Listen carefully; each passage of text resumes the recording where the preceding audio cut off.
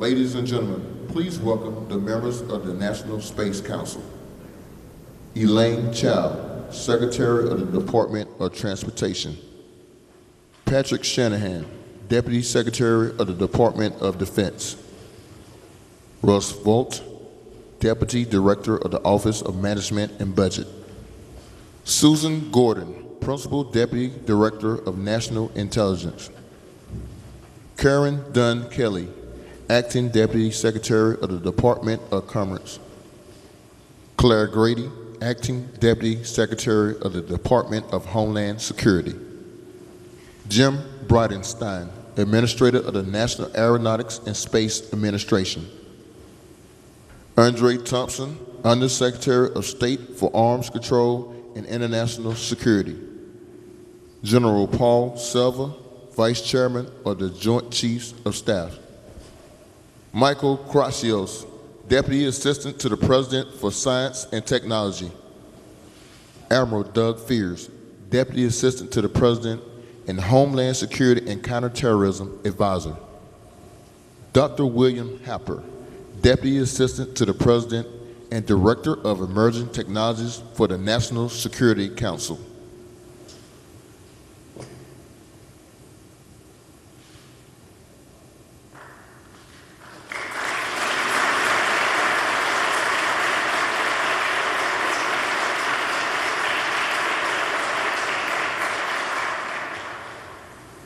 Ladies and gentlemen, please welcome the 16th President of the National Defense University, Vice Admiral Fritz Rogi.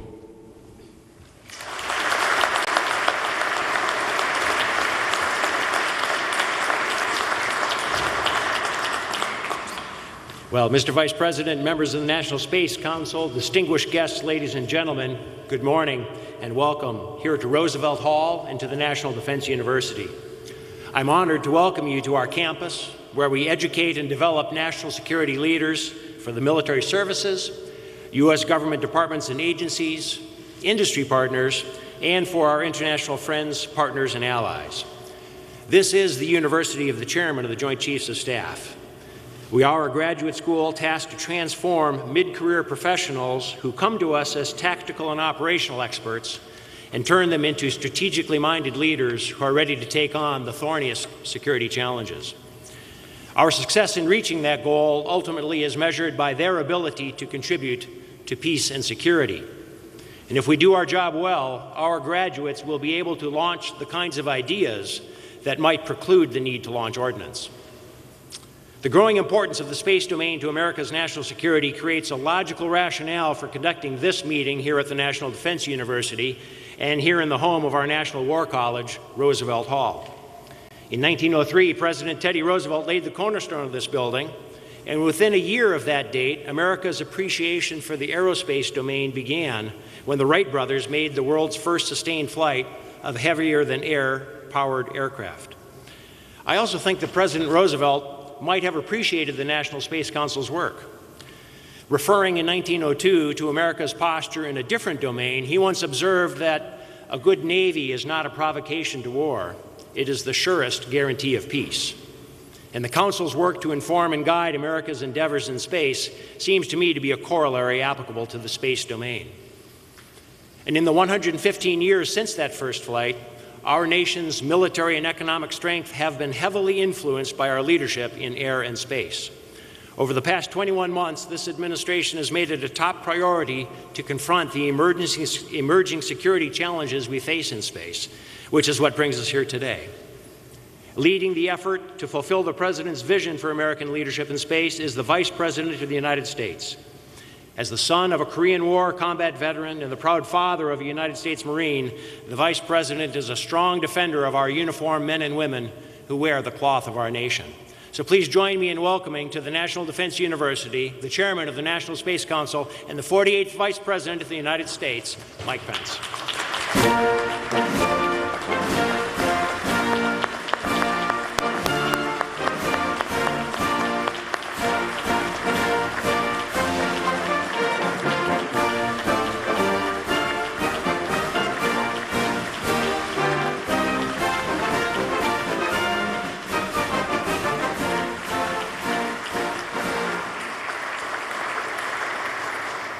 Thank you all. And thank you to Vice Admiral Rogi for your kind introduction and for your leadership here at this storied institution. Will you join me in thanking him one more time for his hospitality and his extraordinary leadership?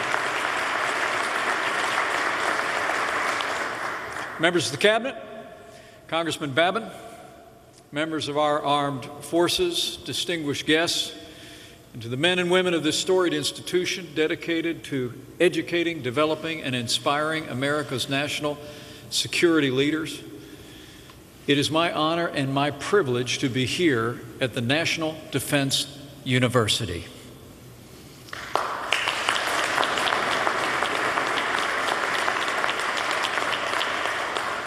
And it's also my great honor to be here today with the fourth meeting of the National Space Council. Join me in thanking all the members of our cabinet who have engaged so energetically in President Trump's vision for renewed American leadership in space. Can I ask all of them to stand? All the members of the National Space Council, you have our thanks.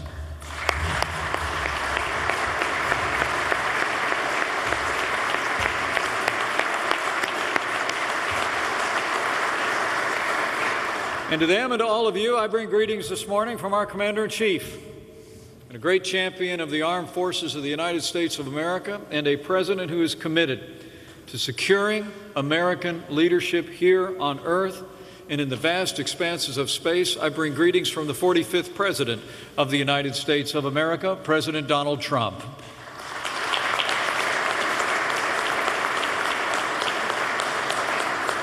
In his inaugural address, the President declared that America stands, in his words, at the birth of a new millennium, ready to unlock the mysteries of space. And so we are. Since that day, our administration has worked tirelessly to extend our nation's proud legacy of leadership in the heavens. In just 16 months since relaunching the National Space Council, President Trump has signed 3 new space policy directives to rejuvenate our nation's space enterprise and reignite the spark of urgency that propelled America to the vanguard of space exploration a half-century ago. Under these new policies, NASA is preparing to send our astronauts back to the moon and to build the capacity to put Americans on the red sands of Mars. We're also modernizing out-of-date regulations to unleash America's trailblazing commercial space industry. And we're implementing a new space traffic management policy to protect our nation's vital assets in the congested orbital environment. But our Commander-in-Chief's highest priority is the safety and security of the American people. And while the last administration too often failed to meet the growing security threats in space, President Trump has stated forcefully a truth that the leaders of the National Defense University have long understood, that space is a warfighting domain just like the land, air, and sea, and America will be as dominant there as we are here on Earth.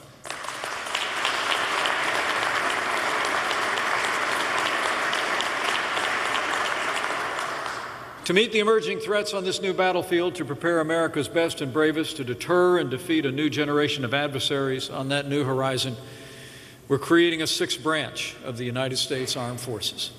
In June, the President directed the Department of Defense to begin the process necessary to establish a United States Space Force. This is the next and natural evolution of our armed forces, and is absolutely necessary to ensure American supremacy in space. Since the dawn of the space age, the United States has recognized the vital importance of space to our national defense. Over the past 60 years, we've assembled the world's largest and most sophisticated constellation of surveillance, navigation, and communication satellites that increase the agility, precision, and lethality of America's armed forces. Today, I'm proud to report that there are tens of thousands of military personnel, civilians, and contractors operating and supporting our space systems, the eyes and the ears of America's warfighters around the world. These men and women serve with distinction across our defense and intelligence agency, and no organization has done more to advance American leadership in space than the United States Air Force.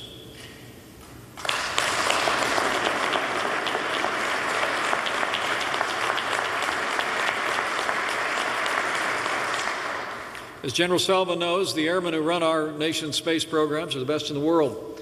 And since its earliest days as America's newest branch of the service, the Air Force has faithfully served as the steward of our nation's most vital assets, orbiting the Earth as well. But today, space is fundamentally different than it was a generation ago. What was once desolate and uncontested is increasingly crowded and confrontational. And today, other nations are seeking to disrupt our space-based systems and undermine our economic and military might as never before. For many years, nations from Russia and China to North Korea and Iran have pursued weapons to jam, blind, and disable our navigation and communication satellites through electronic attacks from the ground. But recently, our adversaries have been working to bring new weapons of war into space itself. From anti-satellite weapons and airborne lasers to highly threatening on-orbit activities and evasive hypersonic missiles, both China and Russia have been aggressively developing and deploying technologies that have transformed space into a warfighting domain. Since taking office, our administration has taken decisive action to strengthen American power and secure our vital national interests in space. President Trump signed the largest investment in our national defense since the days of Ronald Reagan, including renewed resources to enhance the resilience of our space defense systems, and we are grateful for the support of the Congress of the United States in providing these resources for America's defense.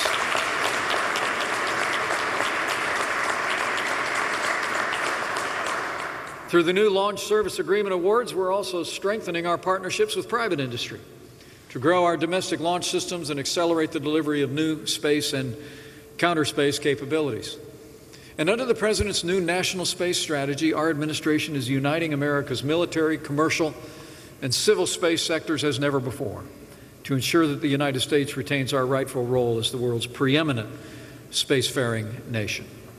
But as President Trump has said, quote, "It's not enough to merely have an American presence in space, we must have American dominance in space." And that's exactly why, at President Trump's direction, we are taking steps to establish the United States Space Force as the sixth branch of our military that is separate from and equal to the 5 other branches.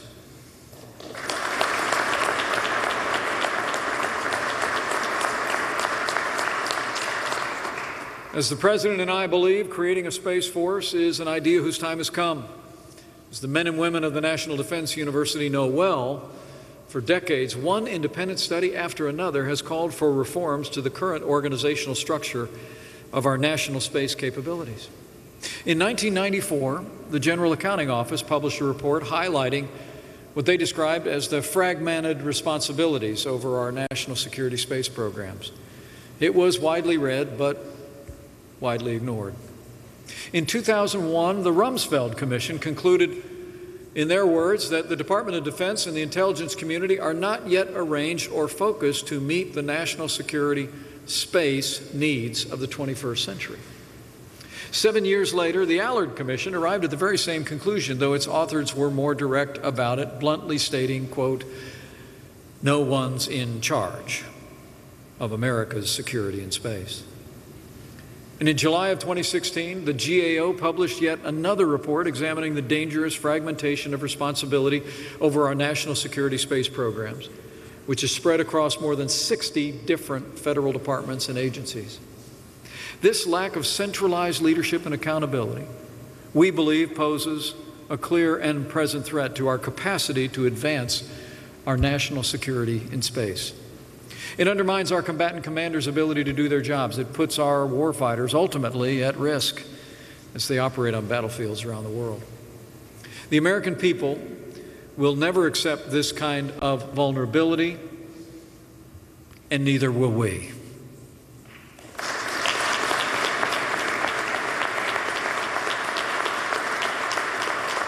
So as we will focus here today in this meeting of the National Space Council, I believe the time has come to stop studying the problem and start fixing it. The United States Space Force, we believe, is central to the solution that America needs. In August, the Defense Department released a substantive report identifying concrete steps that our administration can take using existing authorities to implement the guidance of our Commander-in-Chief to begin to make the Space Force a reality.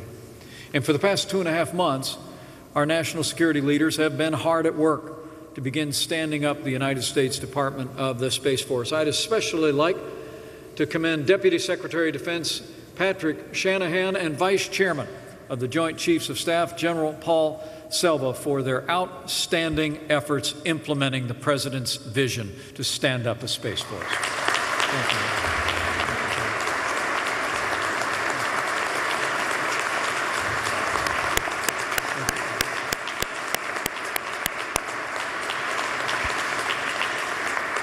Today, the National Space Council will vote to send 6 strategic recommendations to the President's desk, which will lay out our administration's vision and a roadmap, ultimately, for establishing a Space Force. First, we'll create a new unified combatant command, the United States Space Command, that will establish a dedicated chain of command for Space Force operations, ensure integration across the military, and develop the doctrine, tactics, and procedures of space warfighting in the 21st century. Next, the Secretary of Defense will create a new joint organization, the Space Development Agency, that will break free from ineffective bureaucratic structures and provide the men and women of the Space Force the cutting-edge warfighting capabilities that they need faster and more effectively. In addition to delivering the space warfighting technologies of the future faster than our adversaries will be able to keep up with, we also will ensure that our men and women in uniform can wield these capabilities unencumbered by bureaucracy. And under the leadership of our Commander-in-Chief, we've already removed unnecessary restraints on our commanders and given them rules of engagement they need to confront emerging threats on land and sea and in the air, and we will do the same in space.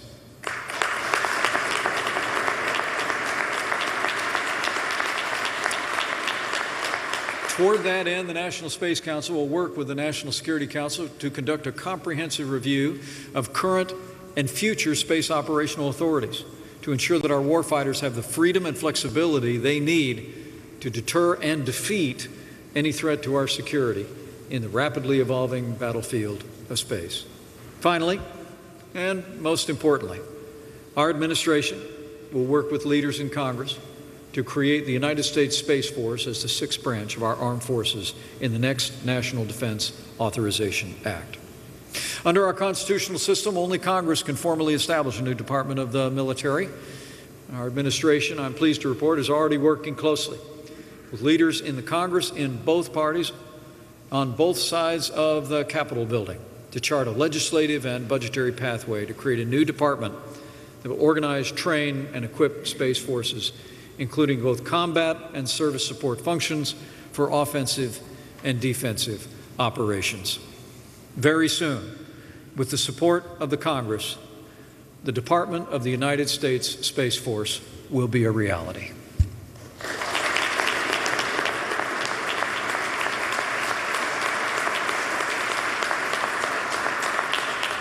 I'm grateful to the leaders in the Congress for their engagement with us on this important initiative, and I especially want to thank Texas Congressman Brian Babin. He's been a great champion of American leadership in space, who's with us here today, and thank you, Congressman Babin, for your leadership on the United States Space Force.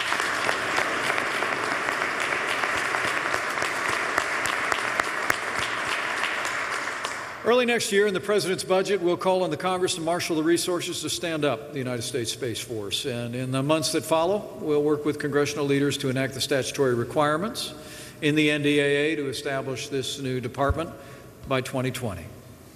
The time has come to write the next great chapter in the history of the armed forces of the United States, to turn the page to an evolution of our armed forces to meet the challenges and opportunities on that limitless frontier.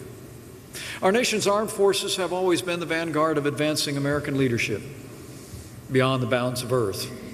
The Space Force will ensure a new era of American supremacy in space, but there's much work to do. As the men and women of the National Defense University know well, when it comes to defending our nation and protecting our way of life, it is the cost of inaction that we can't afford.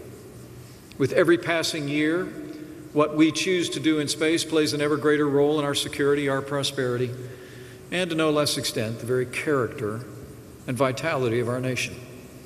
Our activities beyond our atmosphere accelerate scientific and medical discoveries. They spur groundbreaking innovations revolutionize how we communicate, travel, farm, and trade, launch new businesses and industries, and quite literally create the jobs of the future.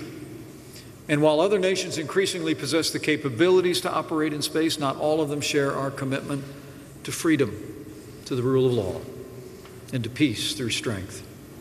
So as we continue to advance the prosperity of our people, expand the horizons of human knowledge, and carry our most cherished ideals into this new frontier, we will do this just as we have done through the long and storied history of this country. We will do it with a commitment to American strength and to freedom. In our earliest days as a nation, when American merchant ships came under attack by the Barbary pirates and were forced to pay, in the words of Thomas Jefferson, an enormous tribute to the petty tyrant of Algiers, we sent a squadron of our best Navy ships with names like Constellation, Enterprise, Constitution, and Intrepid to protect our commerce and defend our citizens' lives and liberty.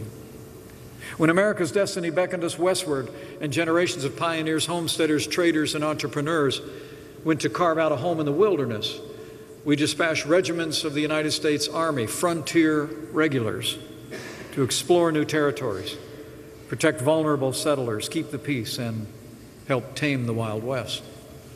In the wake of the Second World War, with communism on the march around the globe, we forward deployed America's naval forces to deter our adversaries, reassure our allies, and keep the sea lanes open for the free flow of commerce. And we made the skies safe for travel and trade by creating the fifth branch of our armed forces, the United States Air Force. In our own day, in this still new century, to ensure that we continue to have unfettered access to operate freely in space, to lead in space for the benefit of the American people and all mankind, we will lead once again. We will evolve our armed forces, and we will create the United States Space Force to meet that future.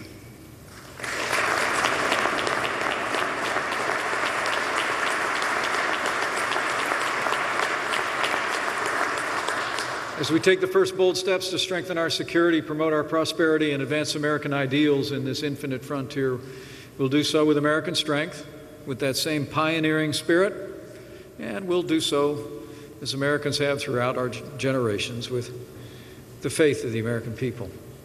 The same faith that generations of Americans have claimed on behalf of all of those who've taken to the skies in defense of freedom in ages past. We'll have faith in the capacity of our pioneers and risk takers to lead without regard to their own personal safety. They'll lead America into the infinite expanse of space, and our confidence will be in them and in all those that support them. And also, we'll also, I'm sure, breathe a word of prayer as those great pioneers go forward in this new endeavor of renewed American security in space, of renewed American exploration and leadership in space. I know many Americans will claim that ancient promise that when we rise on the wings of the dawn and we settle on the far side of the sea, even if we go up to the heavens, may there even His hand guide those who will lead us there, and even His hand hold them fast. With the efforts of the National Space Council, with the unwavering courage of America's men and women in uniform, the continued support and innovation of American people and American industry, and with the vision and the leadership of President Donald Trump, and with God's help, I know we will give America the security she deserves. We will forge a new era of peace through strength in outer space, and America will lead for freedom in that infinite frontier once again. Thank you. God bless you. God bless our armed forces, and God bless the United States of America. Thank you all for being here.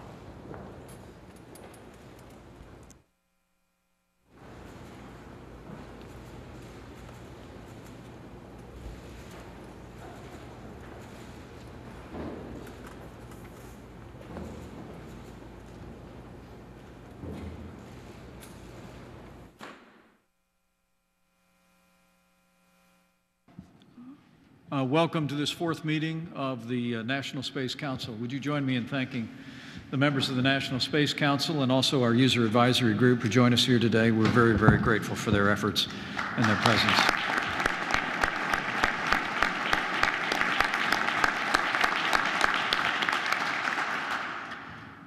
I thank you all for your kind attention today and your presence here. And again, I want to thank the National War College here at the National Defense University for their warm hospitality and their willingness to accommodate. In these halls, generations of America's finest military leaders have studied and prepared to face and overcome the greatest challenges of their days. Join me in thanking the National Defense University once again for the job they do every day. In June, at our last meeting of the National Space Council, President Trump called for the establishment of the United States Space Force. And as the saying goes, back in Indiana, we didn't let the grass grow on this one. And I'm so grateful for the efforts of members of the Council and the User Advisory Group who put together the practical recommendations that we'll be forwarding to the President today. I'm going to ask a few members of the Council and the User Advisory Group to update us on the progress we've made to advance the President's priorities broadly. Let me begin by recognizing the Secretary of Transportation, Elaine Chao. Elaine? Great. Thank you, Mr. Vice President. You and the President's commitment to expanding America's leadership in space is inspiring and so timely. The Space Council is meeting at the dawn of a new era in America's aerospace history, one that historians of the future may dub the rocket renaissance. You know, not so long ago, the aerospace community looked back wistfully on the previous era in space as the good old days. The Saturn V rocket, lunar landing, and the space shuttle seemed like achievements that would never again be equaled. And for 14 long years, the country that put the first man on the moon was no longer #1 in rocket launches. In fact, in 2011, when the last space shuttle was launched, not a single commercial satellite was put into space by an American rocket, not one. In 2012, 6 short years ago, the United States, was in 3rd place in commercial space launches. But that's changed, thanks to America's commercial space innovators and entrepreneurs. They have developed a variety of systems that revolutionized space launches and driven down the cost of space access. These technologies include air launch systems, small network satellite deployment, and most of all, fully reusable rockets. This wave of astonishing innovations has upended the commercial space sector. In 2017, our country finally regained its position as #1 with a record number of launches. And the good news is that we have broken last year's record with 35 licensed and permitted commercial space operations in fiscal year 2018. The global space economy is now valued at over nearly $400 billion a year. And American launch innovators, operators, and workers have captured a significant share of this market. The Department of Transportation is doing all we can to maintain this forward momentum. So let me share some pretty important updates. President Trump's second space policy directive tasked the department, as many of you know, to streamline and transform its commercial space transportation regulations. And the department is hard at work to implement this directive, including considering the option of requiring a single license for all types of commercial space flight launch and re-entry operations. And 2, replacing prescriptive requirements with performance-based criteria. I'm pleased to report that the department is on track to publish a transformational rulemaking. As we have discussed previously, the proposed rulemaking will provide a much-needed update to launch and re-entry licensing. And as per the President's and your direction, Mr. Vice President, it will consolidate and revise many launch and re-entry licensing requirements into a single regulation. And the rulemaking will streamline the licensing process while protecting public safety and national security. It will also enable flexible timeframes, redefine when launch begins, and allow the space industry to seek a single license to launch from multiple sites. The goal is, as Mr. Vice President, you have asked us to do, is to simplify the licensing process for launch and re-entry activity, enable novel operations, and reduce costs. The Department was also asked to examine, in cooperation with other Space Council members, launch and re-entry requirements from federally owned launch ranges. This effort has benefited from the extraordinary support of stakeholders from the public and the private sectors. And this was especially true with the FAA's Aviation Rulemaking Committee. This committee is comprised of more than 40 individuals from across the commercial space and aviation sectors, and the committee's final report was instrumental in helping the department craft a proposal that will promote economic growth, maximize innovation, and minimize uncertainty for the private commercial space sector. Issues that you, Mr. Vice President, have told us that you care deeply about. So let me also thank our partners at the Department of Defense and also at NASA. They've given their time and expertise to this very important effort. This collaboration is and will continue to be critical in streamlining the requirements that apply to commercial space operations from federal launch sites. So, Mr. President, I look forward to continued collaboration with my colleagues on the National Space Council, and thank you for your guidance and direction to us, and that is my report. Thank you. Great. Outstanding.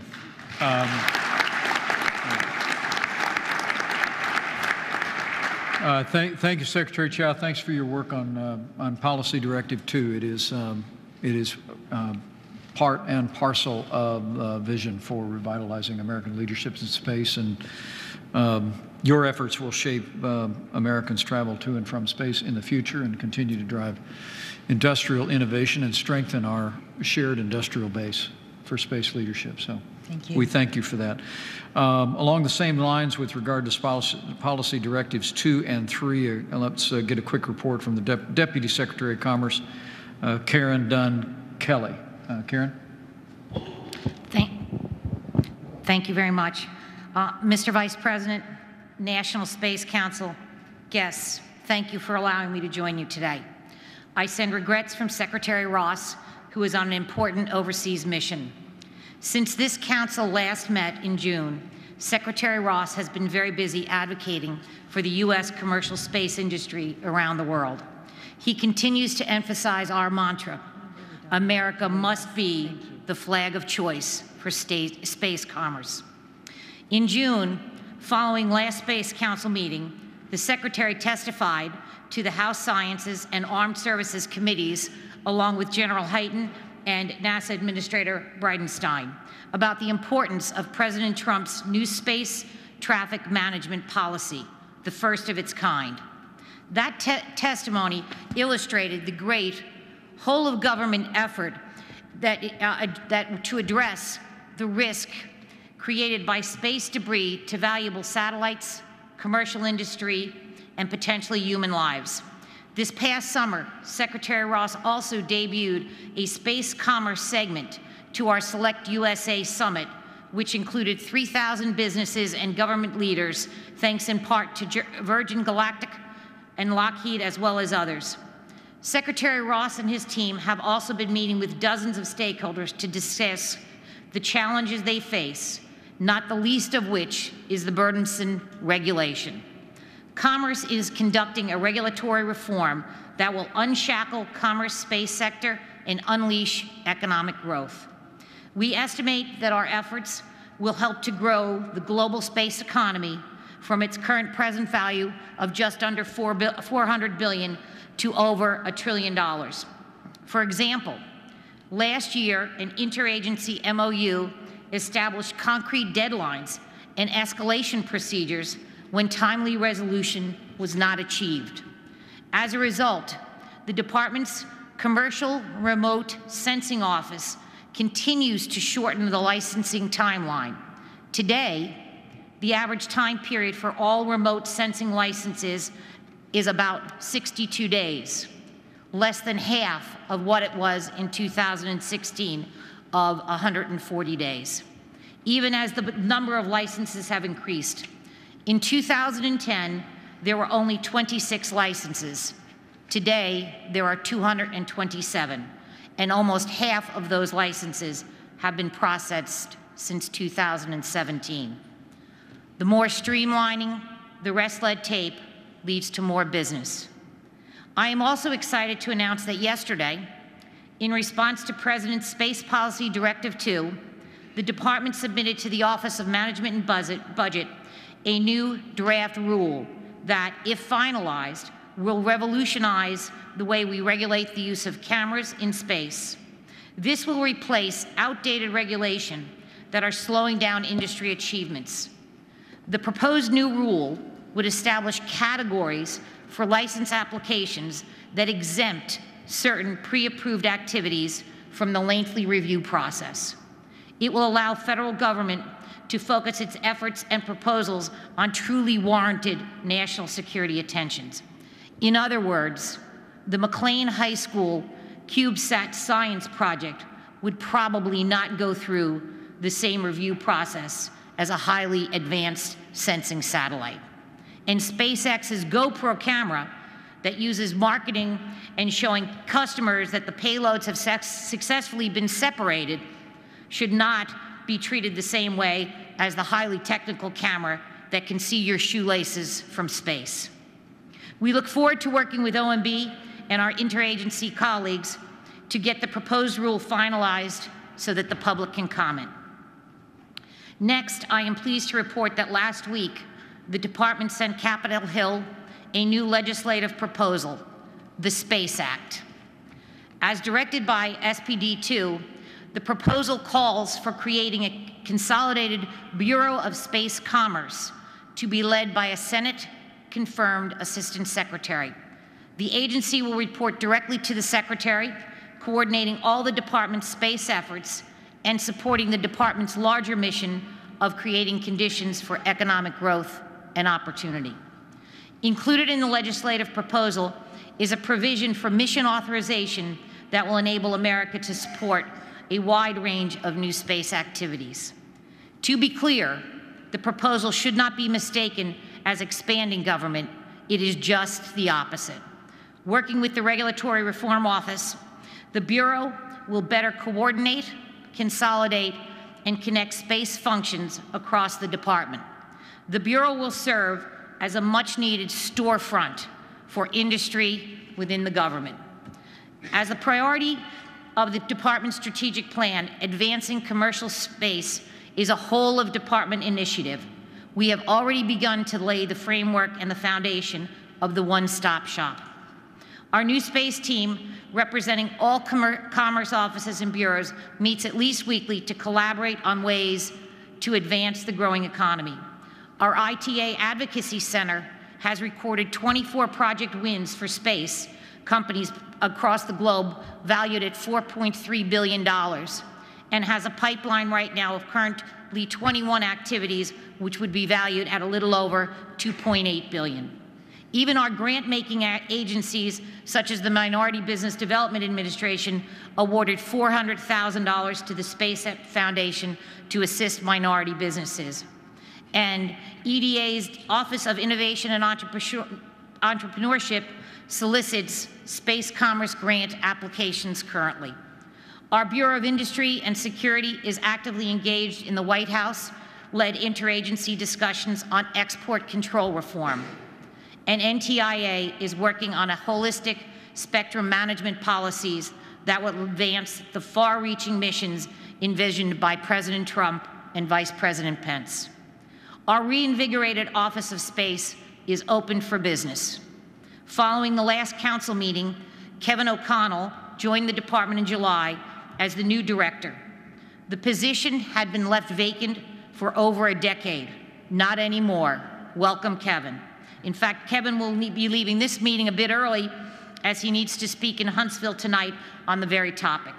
Since the Council in June approved SPD 3 and its implementation plan, Commerce and the Department of Defense have been working very closely together. Our senior space officials have been spending time at the Vandenberg Air Force Base and in Colorado Springs to more deeply understand the Department of Defense's existing operations and capabilities. As the partnership, we will soon assemble a cadre of Commerce employees to work at Vandenberg as the civil agency interfacing with industry for space traffic management. We forged strong alliances with the Department of Defense, U.S. Air Force, U.S. Strategic Command, as well as other federal agency partners such as NASA, the State Department, the Department of Defense. We recently submitted our 90-day report for the Space Council, and we look forward to submitting a more detailed plan in December. We meet regularly with private industry, preparing to track, analyze, and safe coordination of space objects. We are already investigating ways to incorporate cloud computing and other advanced technologies into the open architecture data repository to showcase the innovations beneficial to the entire SSA-STM enterprise. Finally, I am proud to highlight the department's new space technologies, including the GOES satellite, that are improving NOAA's weather forecasting in an unprecedented way. Last month, Hurricane Florence's NOAA's 5-day hurricane track forecast accurately predicted the storm's landfall within 2 miles. That's not been done before. What this does is it enables state governors to more quickly declare emergencies, order evacuations, and truly save lives. The importance of space technology and space commerce in our lives has never been more evident than it is today. Thank you, Mr. Vice President, for the opportunity to speak about the department's progress. Thank you, Karen.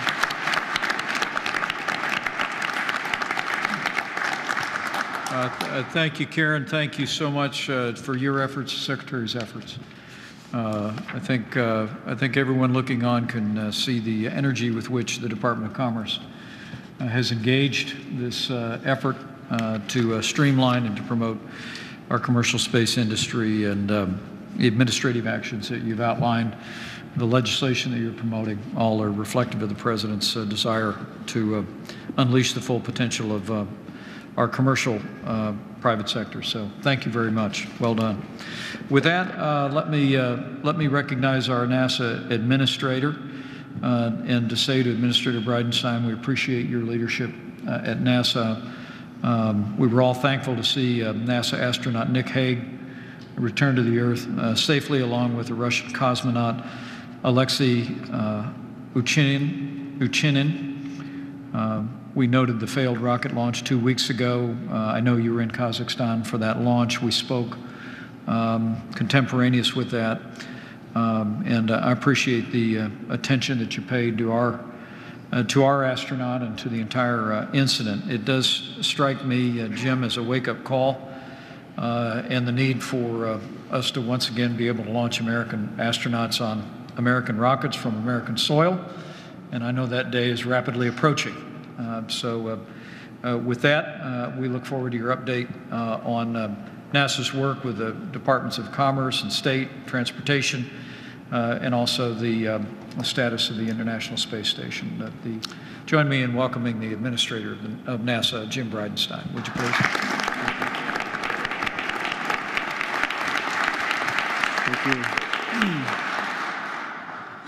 Thank you so much, Mr. Vice President.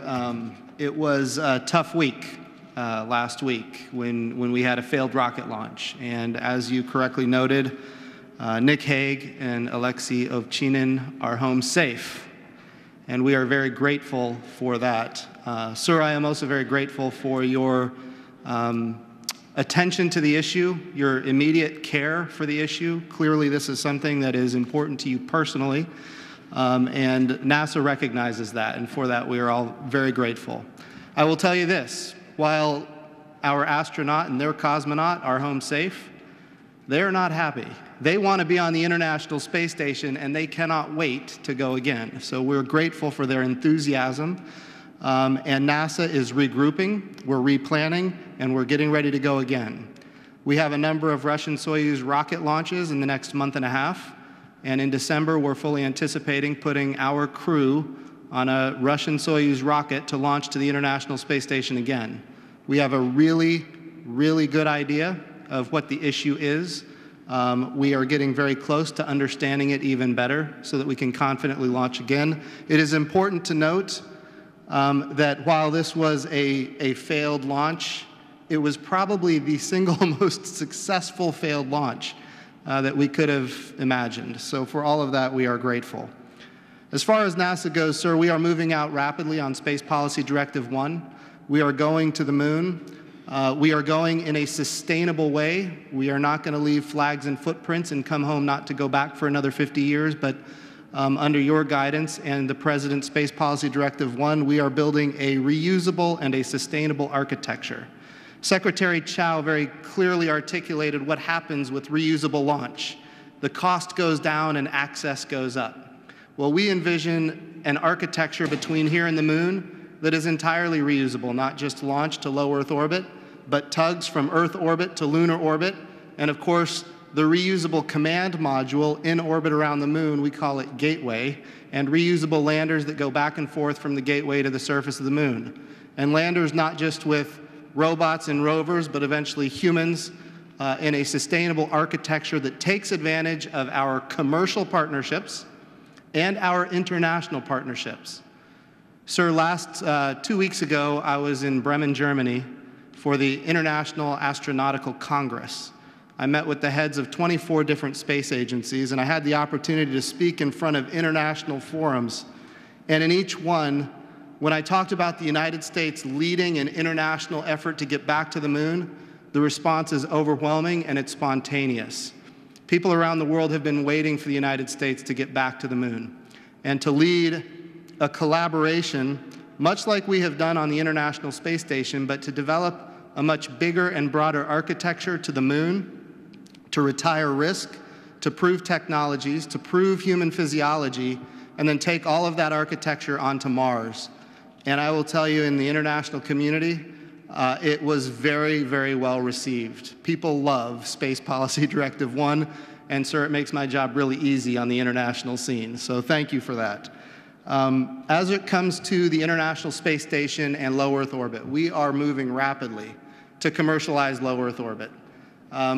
It is in our interest as a nation for NASA in low Earth orbit and other orbital regimes, for NASA to be one customer of many customers, driving down our cost, increasing our access, and not just be one customer of many customers, but have numerous providers that are competing on cost and innovation in a regulatory framework that was articulated by Secretary Chow that enables us to do more than we've ever done before in low Earth orbit in a commercial way, and then we can use our resources to go where commercial industry is not yet ready. And of course, that's to the moon with this sustainable architecture. So, sir, we're moving out rapidly on these initiatives. Space Policy Directive 1 is kind of our bright, shiny object that we're going after. Space Policy Directive 2 on the regulatory frameworks, Space Policy Directive 3 on space situational awareness and space traffic management are all critical to our operations to accomplish these objectives. And it is also true that what we're talking about today, the Space Force, is critical to preserving all of these commercial and government capabilities for science, discovery, exploration, and of course, the betterment of humankind through commercial space activities. As you mentioned, sir, commerce requires security. When we came west, we needed to have security. When we do international trade, we have a Navy because we need security. And of course, this $383 billion industry that is in space is going to need security. the enemies of our country have identified space as the American Achilles heel. And we've got to make sure that they understand that they will receive no advantage from attempting to deny access to space for anybody in the world. And that would include civil space activities from NASA and NOAA, but also commercial space activities that the Commerce Department and the Transportation Department are so focused on. So that's an update, sir, and I'm honored to be here.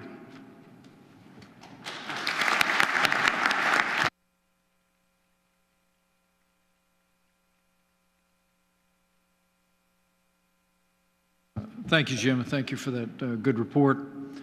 Your energetic leadership is making a real difference at NASA, and I hope you will pass along our compliments to astronaut Nick Hague for being willing to get back on the horse.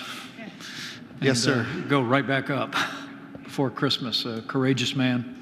5 years in training. I'm sure he's anxious to get To be clear, the mission before Christmas is not going to be Nick Hague, but he is anxious to get back there. So yeah, I'll bet he'll be crowding to the front of the line. You bet. After talking with him. But, great, well done. Thank you very much. Thanks for your leadership, and thank you for the way that NASA is working in such close consultation with our efforts in defense, our efforts in commercial space. It's making a real difference. With that, we're honored to be joined today by the chair of the Users Advisory Group, which the President appointed in connection with the National Space Council. It represents some of the leading experts on space, men and women of extraordinary background who are bringing their very best counsel to the work of this national space effort.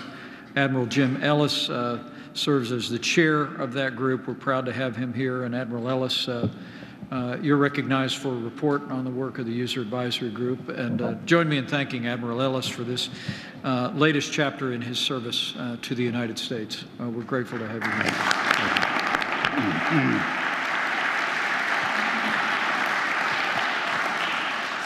Thank you. Mr. Vice President and distinguished members, thanks for inviting me to provide an update on the activities of the Users Advisory Group to your National Space Council. The UAG convened its first session on June 19th of this year, just 3 days after the formal appointment of its members by the NASA administrator. The establishment of the UAG was enabled by legislation enacted decades ago, but you chose to revitalize it after 25 years of dormancy. Mr. Vice President, when we were last together, you challenged the UAG to function as a think tank for the National Space Council, in addition to the advisory role spelled out in its title. It is a conduit for new ideas and will also offer constructive commentary on conventional wisdom, which, as I often note, is sometimes too conventional and not nearly wise enough. In the months since our inaugural session, we've gathered often through the wonders of modern telecommunications technology and have focused on three principal areas: organization, issues, and outreach. Organizationally, the UAG is divided into 6 committees that reflect precisely the priorities you and I discussed in your office last spring. The Exploration and Discovery Committee is led by retired General Lester Lyles, and it's considering how to maintain a balance in space between exploration and discovery, or science. The alignment of science and technology efforts across federal agencies, and the impact of regulations and policies on the accomplishment of Space Policy Directives 1 through 3. Administrator Bridenstine has recently chartered a committee of the NASA Advisory Council to review regulatory and policy issues. The fact that General Lyles also chairs very capably the NASA Advisory Council will ensure that the UAG both shares in the work of the NASA committee and offers independent advice to you when appropriate. As you know, I am the chairman of the National Security Committee of the Users Advisory Group and lead a very capable group with the required security clearances. Though many of us gathered in this room have been assessing national security, space, protection, and defense for many years, The speed at which the technologies and the threats are continually evolving highlights the reality that they may outpace both our capabilities and our policies.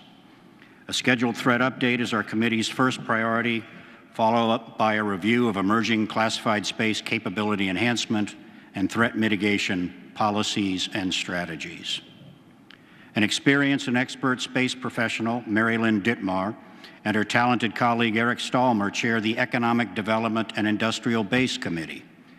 They are considering recommendations for accelerating the economic development of low Earth orbit and the Moon, developing a framework for understanding and applying the myriad contracting mechanisms, assessing how best to manage space-related spectrum issues, and expanding mechanisms encouraging use lease of available or mothballed government space infrastructure.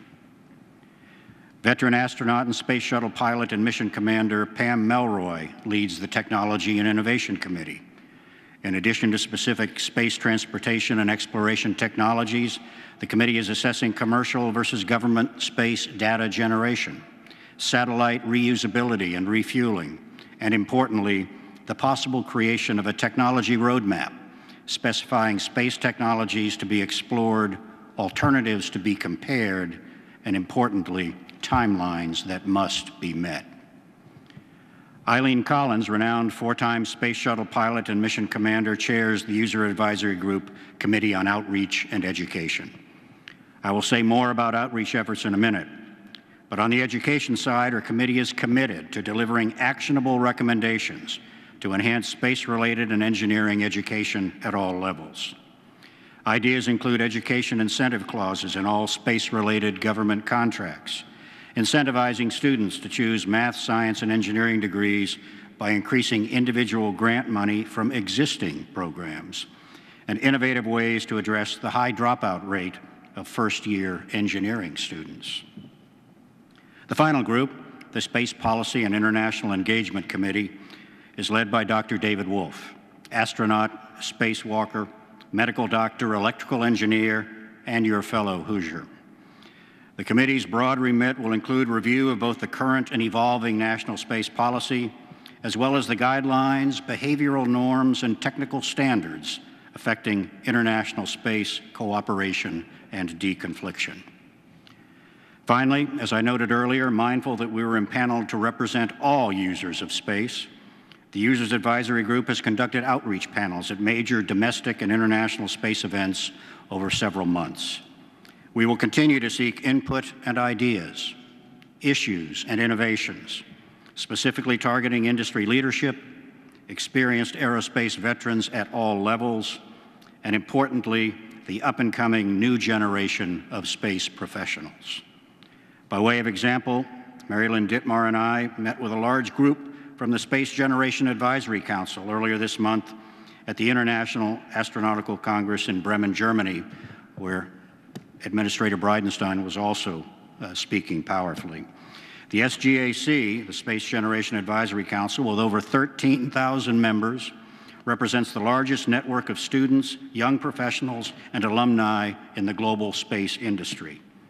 In a note of appreciation I received after our session, the organization's executive director said, "The UAG is a perfect platform for us to provide an opportunity to our members to actively contribute to space-related activities and discussions."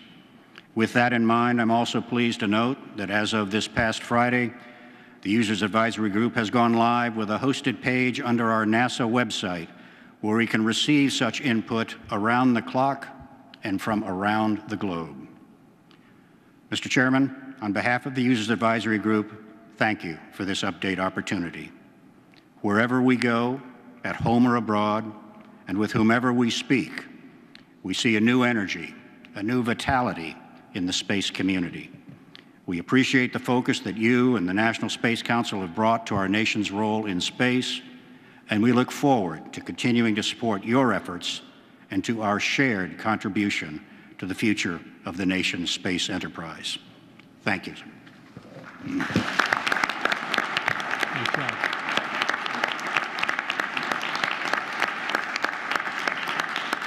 Thank you, Admiral Ellis, and we look forward to your recommendations from the User Advisory Group. Thank you to all of the members that you're leading in that energetic effort.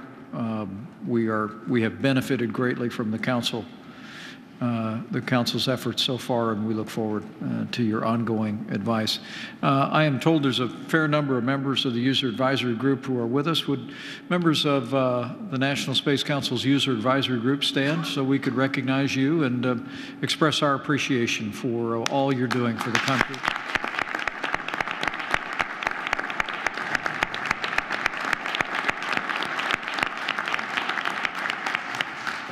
Thank you, Admiral Ellis. And I'll invite our panelists to go ahead and take their seats.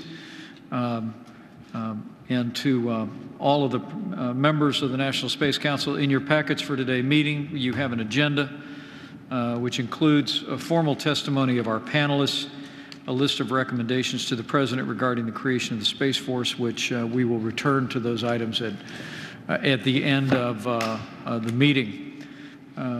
Our panel today is made up of distinguished experts in national security, space policy, and defense policy. And as we look forward to offering recommendations today with the objective of standing up a sixth branch of our armed forces, it is our desire to draw on the experience of experts from across space and defense enterprises, and we have three with us today. Our first panelist is Doug Lavero, a leader in national security, space policy, and distinguished policy expert, served as Deputy Assistant Secretary of Defense under President Obama. Our second panelist is Mr. Mark Sarangelo, who is currently the Entrepreneur in Residence at the University of Colorado Boulder, previously served as Executive Vice President at Sierra Nevada Corporation, where he led the company's space business. And our final panelist is Lieutenant General James McLaughlin, a 35-year veteran of the United States Air Force, served as Deputy Commander of the United States Cyber Command. And as we move forward to standing up the United States Space Command, we need to draw on the valuable lessons we've learned from establishing the United States Cyber Command already. So to all three of our panelists, we are grateful for your presence here today, and to the audience, join me in thanking this extraordinary group of Americans for joining us here today.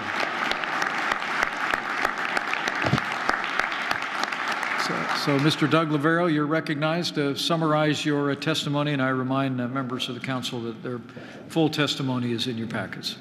Thank you, Mr. Vice President, members of the National Space Council, ladies and gentlemen. Before I begin, I must apologize for my voice here today. I lost it due to sickness this past week. My lack of volume is due to the remnants of fever, not the absence of fervor. I am pleased to join Lieutenant General McLaughlin and Mr. Sarangelo to provide my perspectives on the need for a U.S. Space Force, a discussion long overdue. I especially want to thank President Trump for moving the debate onto the national stage. This is not a new subject.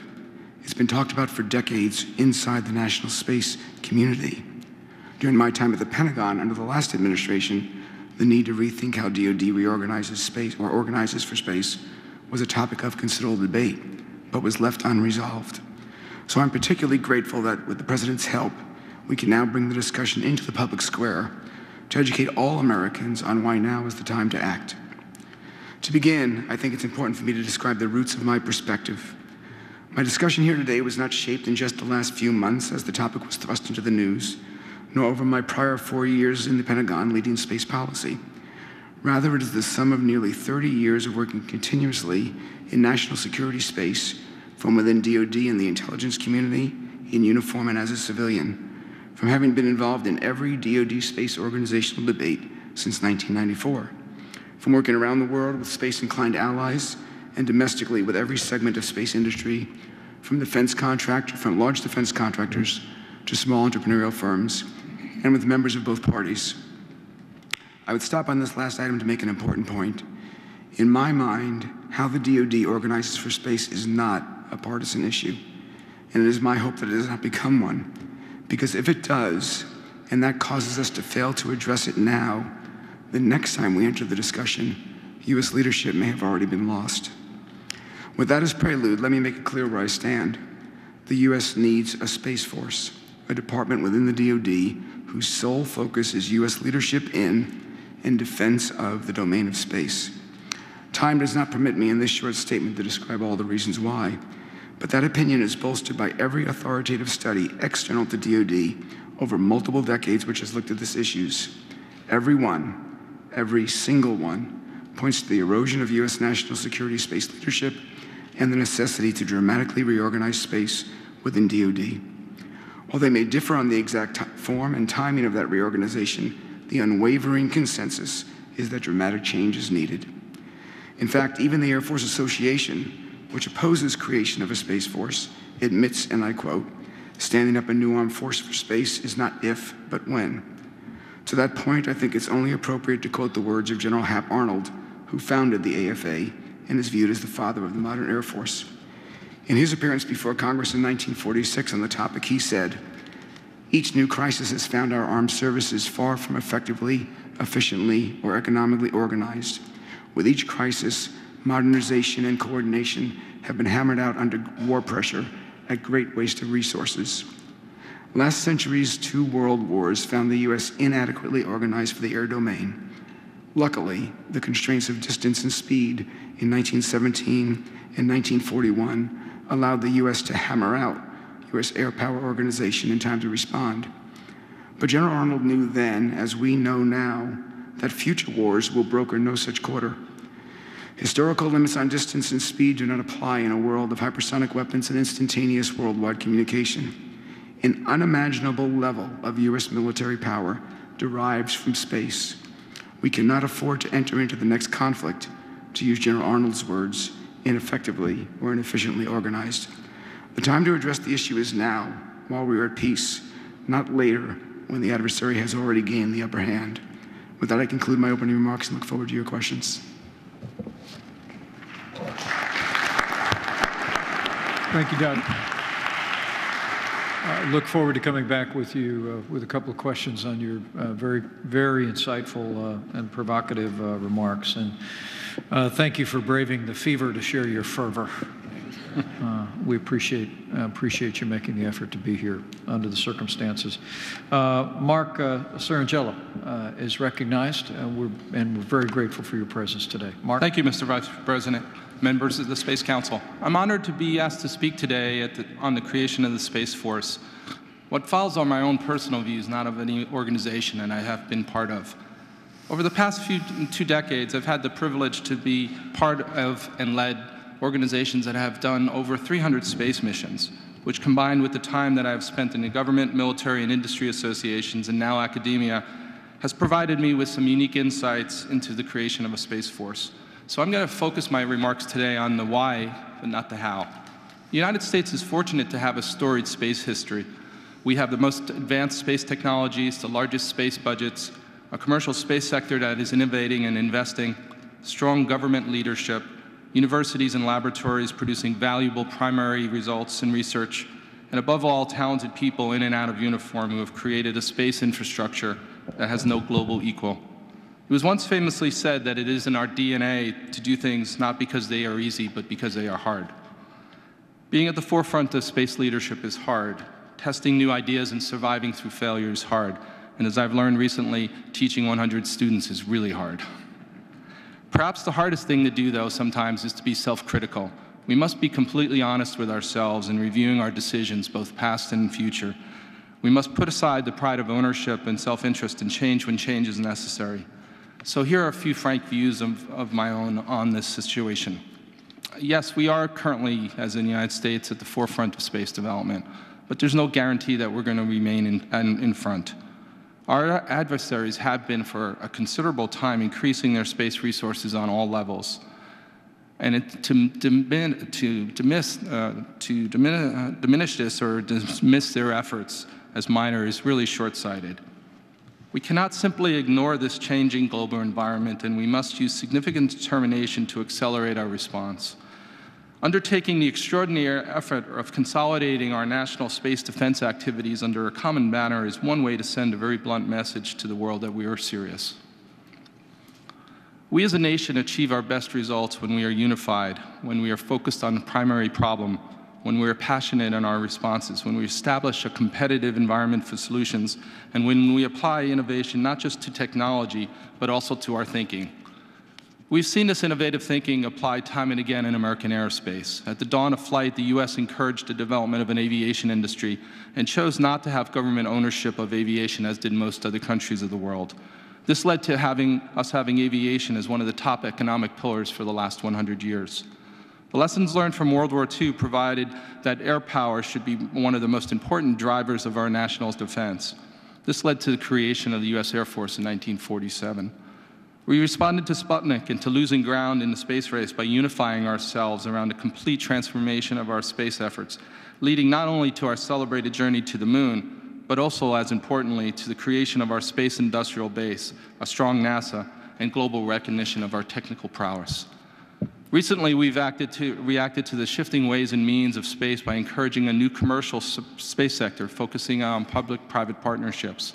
This has allowed hundreds of American technologies to flourish and create beneficial competition throughout the country.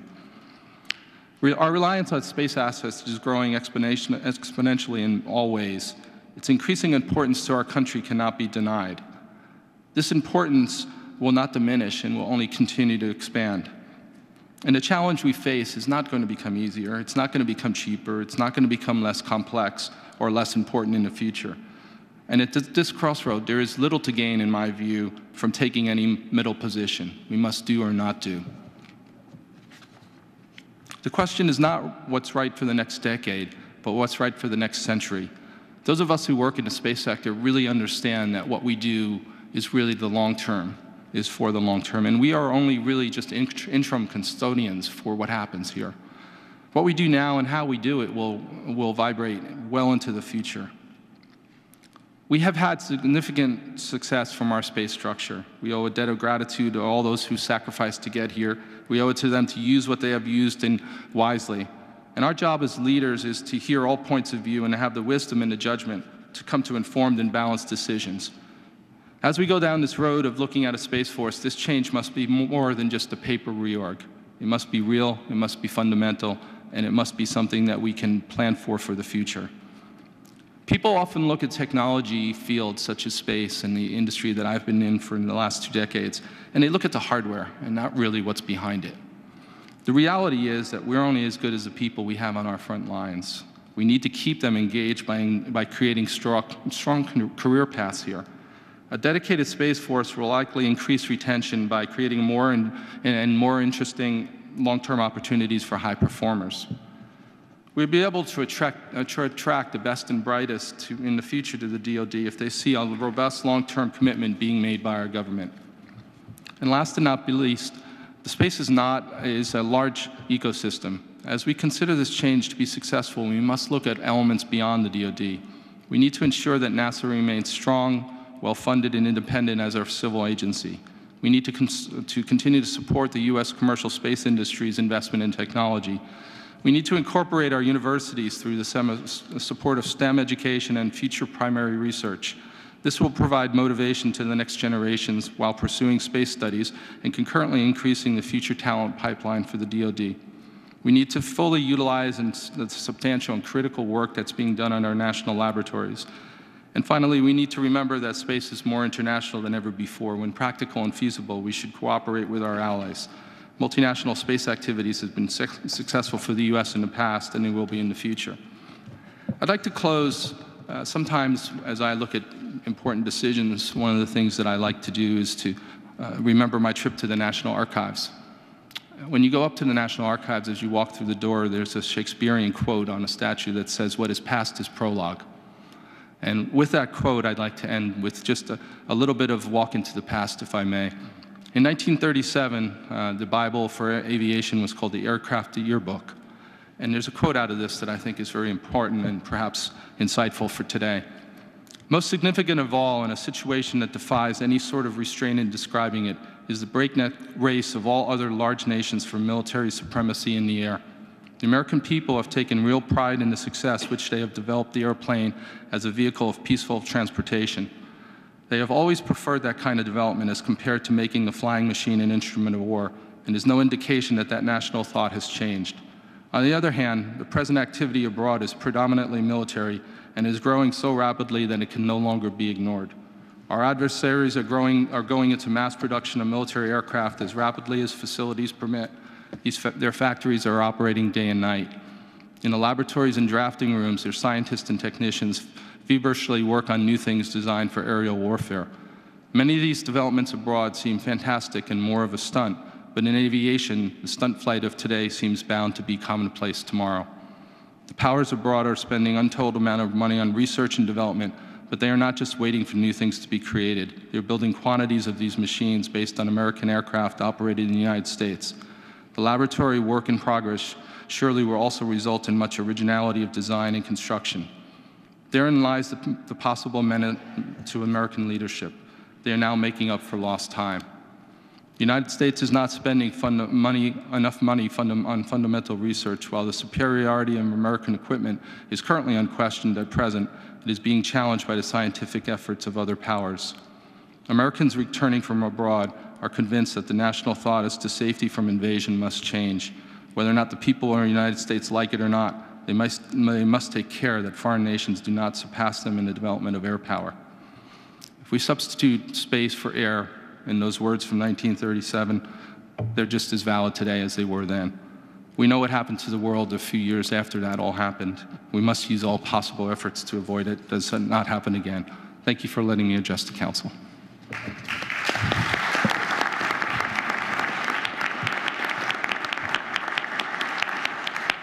Thank you, Mark. Thank you for those eloquent words. We look forward to coming back to you with some questions with that. The former Deputy Commander of the United States Cyber Command, Lieutenant General James McLaughlin, is recognized. Thank you, General. Thank you, Mr. Vice President. Vice President Pence, members of the National Space Council, ladies and gentlemen, it is an honor to join these two distinguished panelists to discuss the President's proposal to create a Space Force. I have a unique perspective on the topic of how the government should organize and manage national security space. You can see from my biography that I spent the majority of my 34-year career in a variety of space assignments that are relative to today's discussion. I resonated with your opening comments. I'm very proud of my service in the Air Force and what our service has done and the legacy we have in space. But my perspective today really is on the challenges that are now and some of the challenges that have been on our plate going back to the time of the Rumsfeld Space Commission, where I served as a staff member and was later responsible within the Office of the Secretary of Defense for Space Commission implementation to the Deputy Secretary of Defense. I have firsthand knowledge of what the Commission recommended and why, as well as what was and what was not implemented. I'm here representing myself and have no personal or business interest in the outcome of this debate other than wanting what's best for the United States. The Space Commission was tasked, among other things, to assess the potential costs and benefits of establishing a separate military department for space, a Space Corps within the United States Air Force, and an Assistant Secretary of Defense for space within the Office of the Secretary of Defense. However, after 6 months of deliberations, the Commission did not recommend an immediate move toward a department or a corps, but instead recommended an internal Air Force realignment aimed at creating a separate structure within the Air Force, with control over space, organized, trained, and equipped functions such as personnel management and policy, financial management, research and development, and the planning, programming, and acquisition of space systems. The Commission stated that once the realignment in the Air Force was complete, a logical step towards a Space Department could be the transition to a Space Corps within the Air Force. The Commission also recommended the creation of a new Undersecretary of Defense for space that would actually oversee and advocate for this missionary within the department. So what happened and where are we today? I'm disappointed to say that we missed a generational opportunity. We did not implement the realignment of the Air Force as envisioned by the Space Commission, and we did not create a strong OSD oversight mechanism. We never started the journey towards a corps or a department. We missed the opportunity identified by the Commission to, quote, create a space-oriented culture comprised of military professionals who would directly influence the development of the systems and doctrines for use in space operations, end quote. While it would be untrue and unfair to say we've not made progress in national security space, because that's not true, we have made progress that's actually well short of what's needed. I do have some recommendations moving forward for the Council's consideration. To the degree it's possible, I would strive to maintain the extraordinary level of presidential focus and leadership, which has been extraordinary, and to continue to build consensus on the Hill. Do everything possible to make this a bipartisan issue that resonates as explained to and important to all Americans. Don't be distracted by issues that may seem important to this issue, but are actually not central to the problem, or you may end up being disruptive in the wrong areas. Don't believe that creating an independent organization would distract us from urgent problems of the day, because creating the space personnel culture, doctrine, and capabilities the nation needs in space is the urgent problem of the day. Focus on rapid results and momentum. Pick an independent organizational structure, align it under a single committed senior space leader, provide that leader the needed authority, autonomy, and resources over those core space organized, trained, and equipped functions. A separate Space Corps within the Department of the Air Force may be viewed as the most efficient and cheapest path to a separate branch of the military, but a Space Force under a separate Department of Space would be, in my opinion, the most rapid and most effective path toward an organization able to meet the serious threats that exist right now, not tomorrow or in the midterm. And last, I would create and assign a single senior OSD official with the responsibility to provide oversight, advocacy, top cover for this new organization, and to ensure all actions are being implemented as directed. I do think it's worth mentioning that in my last 4 years in the Air Force, I actually was working in a similar set of problems in the cyber area, both as the Air Force component commander for cyber and then 3 years as the deputy at U.S. Cyber Command. It is interesting that we took a very different path in this pace, but against many of the same problems, and I think in some ways has not been as controversial, although there are still hard problems to come, and I'd be glad to answer any questions you have regarding that experience. And in summary, the purpose of my remarks today is not to be critical of any individual organization at all, but to simply share the benefits of my experience, provide a candid view of the history associated with this important area, and provide some recommendations to spark a discussion. I look forward to your questions.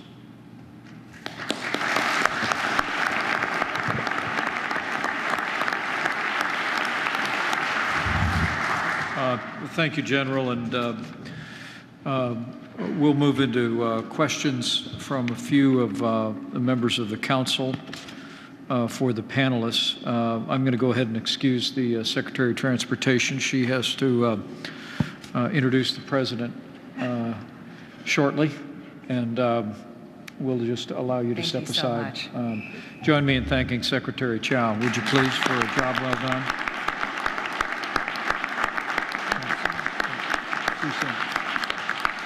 Let me begin. Doug Lavero and General McLaughlin, you spoke about the importance of the President placing this issue at the center of the national debate. Doug, you made some very generous comments about that in setting up your statement that the U.S. needs a Space Force. In what ways, and maybe I'll start with Doug and go to the General, and Mark, you can speak to this, and keep your answers maybe to a minute if you can, because I want to get to everybody. How would you best recommend that the President and the administration keep this issue before the American people most effectively? Thank you, sir. So first of all, this kind of a forum is obviously part of that effort. We have an issue within the U.S. in my mind that everybody uses space every day, but almost nobody really knows how it gets there and why it's important. I think that NASA does a fantastic job of educating the country on civil space. We do a far less job of educating on the military uses of space. If people understood that military space saves lives, it saves U.S. lives, it saves our allies' lives, it saves our adversaries' lives, it saves our treasure. I think that these points need to be brought out to the public so they can understand that this is not just a lark or a late-night joke. This is an important, critical issue for the U.S. And the more we educate folks on this, the more they will go ahead and, I believe, support the move, because they'll understand, as all Americans did after World War II, they understood the importance of the Air Force. They saw it. They lived it. We don't have that same understanding about space today, so I would love to see that happen. Yeah, very well said. General? Yes, sir. Two things very quick. I do think if you even go back to the Space Commission, which I mentioned earlier, the first 3 recommendations of the 13 had to do with presidential leadership and some structure and coordinating structure within the Executive Office of the President. And at a time we were trying to talk about such significant changes in the executive branch, and I would say today, the lack of that didn't really happen for a lot of good reasons, but it didn't happen. So I do think the leadership itself on something this big, without it, the likelihood of it stalling or not being implemented rises without the president, without that vocal leadership. The only thing I would suggest is I think the fact that it's mentioned so much and we have the National Space Council that's active and public is just continuing to explain sort of in the English my mom and dad would understand as to why this is so important to the American people in a way that I think would resonate with their representatives in Congress, and so that they would understand why we need to make these changes that would resonate with them. Is just, I think we're doing that, but I would encourage that to be done even more so. Good. Very helpful. Mark? Yes, sir. I would, 2 things. I think one of the exercises that I've been involved with in the past was an internal one called A Day Without Space. I think if we took that concept of a day without space and brought it out to make it a publicly accessible understanding of what is a day without space, what would that look like? How would we live? It's not just what we do in the military and what we've done within the government, but it's what we do every day in our lives. I think that simple concept, if we go to a person and say, what would space, if we took it away from you today, what would that look like? I think that is a way to get to. And as I agree with my colleagues, I would also add one thing, that while I would want my mom and dad to understand it, I would also want the next generation to understand. And I think we need to bring this to a language that not only looks at the people who are there right now making decisions, but who we're going to hand this off to in the next 10, 20, and 30 years. And make them understand from their fundamental way, as they understand their own ways of video games and their own way of language and their own way of social media, bring it into that context. Thank you. That's great and very provocative. Jim, we ought to come back to that day without space concept for school kids. It's pretty powerful. How quickly we would lose a lot of the things that we all rely on every day, let alone the things that our national security relies upon. So good comments. With that, Deputy Secretary of Defense Shanahan. Yeah, thank you, sir. Question for General McLaughlin, and first of all, thank you for your service. You know, having been part of the Rumsfeld Commission and then certainly, deep involvement with Cyber Command, when you think about, we're going to undertake a very similar type of mission, what would be your lessons learned or thinking around how to focus people on quick wins and get the reps so that you get the energy and the momentum that's needed to establish something new? Yes, that's a great question. I think where there is a tie between the two communities, the space community that I grew up in was, while they're very good at their job, they really are about providing sort of a service, operating satellites that are utilities or space support for launch, doing, the intelligence mission from space, but not having to actively engage and fight in that space. Same thing on the cyber side is the building blocks of the cyber warfare community are sort of our communications and our intelligence professionals who also had a different mission before. So our job, and what I think we did pretty well on the cyber side, is we created U.S. Cyber Command from the very beginning. This is a military operations force. This is a domain of warfare. We have active offensive teams that we stated publicly to the world, and we are building the ethos for those operators to be cyber warriors. And I think going back 20 years, that's what journey that I wish we would have started on in earnest in the space side 20 years ago, because it creates that ethos and it creates just the entire group that feels like that's the mission and the purpose for why they exist. And I think that would be something we would want to focus on in a serious way. Thank you very much.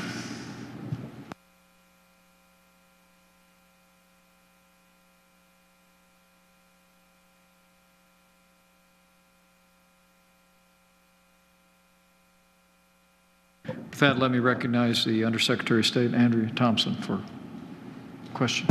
Thank you, Mr. Vice President. For the panel, I'd be interested, obviously, over at the State Department, we're in continuous dialogue with partners on allies on policies that we're moving forward together. And one of that is of norms of behavior for responsible nation states. I'd be interested on recommendations that you'd recommend that we pursue with partners on allies to prevent the activities of space becoming an area of conflict and rather engagement in diplomacy and sharing those best practices. To open to the panel. Thank you. Thanks. Ma'am, I'll begin. Thank you. I spent a lot of time in my last job talking about just those things with your folks in the State Department and with our allies all over the world. Norms of behavior are critical. We have norms of behavior in every domain that are well known, whether they're written in law or not. We have norms of behavior on the use of certain kinds of weapons in every domain, whether they're written in law or not. We lack that in space for many reasons, most of which because for decades space was classified. We didn't want to go ahead and talk about limits in our space capability. And a lot of that traces back to the fact that we don't know what our space doctrine is. And if we don't know what our space doctrine is, we're not sure what we should tell and what we shouldn't tell. I believe a huge part of this for a Space Force is to develop doctrine that can shape the norms that advantage the United States and our allies in space. I've written several things on this. I think debris-causing weapons in space is a terrible thing. The international outcry when the Chinese shot down their weather satellite was enough to make them stop doing it ever again. But we haven't promulgated a norm like that in the same way we've promulgated norms about landmines and mass bombardment. Easy enough to do. We would be seen as a leader instead of playing the defense on norms in space, which is where we are today. We could go ahead and lead again, as we did back in '67 with the Outer Space Treaty. Thank you for the question, ma'am. I would look at this a little bit differently in saying that while we look at space sometimes as we have looked at airplanes and defense, it is many ways more like the IT industry right now. And what I mean by that is that it is globalizing at a rate that we cannot control. And whether or not we like it, countries around the world are being not only active, but in many ways leading in certain areas. So I think as we look at this, we might take a lesson out of that book and say, why is the world largely on an IT standard that has come out of the United States? It's because that we approached it, we led it, we created a forum for these discussions to take place. And we were able to bring countries to us in a voluntary way to say that we are the leader in what we're doing. And I think in part my experience of reaching out and establishing relationships with over 20 different space agencies, not for the purpose of using their money, but for the purpose of being able to provide a dialogue that would allow for the globalization of space not to take place somewhere else, which is, I think, our goal. So coming back to the IT example, the reason that the world uses that is because that IT structure, those infrastructures, those recommendations, the way we do things, the reason we have USBs, all came from the minds that largely were here in the United States and then were brought out to the world. And I think we should see space in that kind of context as opposed to, as Doug said, a closed, classified context. Thank you. Maybe just to add to your question, I think in these areas like space or cyber where perhaps there's not those mature sets of norms and the frameworks associated with them, what I typically would fall back on is every operation we conduct in the military that is authorized by a Secretary of Defense and by the President before that follows international law of armed conflict. We follow the law in everything that we do. And we follow the policy of our country and all those things. And so the question is, are there a set of norms or red lines or things that might help shape and give confidence in the broader community about what the United States will or won't do? And I think we will defend ourselves, not violating laws of armed conflict, but we will defend ourselves in ways that others might think is provocative. We will not, our goal is to not have vacuums created by lack of action that actually incentivize those to attack us in space because we have not paid attention to it, which actually creates a negative, something that we don't want. So I think there are ways to approach how you think through that, but I do think, as Doug, I agree with everything that's been said by the two panelists next to me, thinking about those norms and actually think about what is bad behavior that we would want all to agree not to do is worth doing, but we just need to be careful to make sure we always are able to defend ourselves. Great, thank you all. General Paul Selva, the Vice Chairman of the Joint Chiefs, recognized. Thank you, Mr. Vice President. To all three panelists, just sort of a two-part question. The first is to get your reflections on how you think the Combatant Command, U.S. Space Command, would operate in relation to a separate service, the U.S. Space Force. And then second, inside the department, if we were to establish a separate Undersecretary for Space within the Department of Defense at the same time that we established a Department of the Space Force, could you give me a sense of how you see those two entities interacting with one another? Yes, sir, that's a great question. I think the first thing, if I were to think about a Department of Space and U.S. Space Command, I have heard some areas where it sounded a little confusing to me as to whether U.S. Space Command would be a functional combatant command that also had some service-like responsibilities, sort of like SOCOM and like Cyber Command is slightly morphing to, which would make you think, well, why do I need a service that does that? So I first would delineate, is this a functional combatant command that fights on behalf of the country, and the service that we create is in charge of presenting organized training and equip and presenting forces to that, which is more traditional, and that's the way I would go with it, because I think you undermine the need for a department if you try to create a combatant command with service-like authorities, because it creates confusion.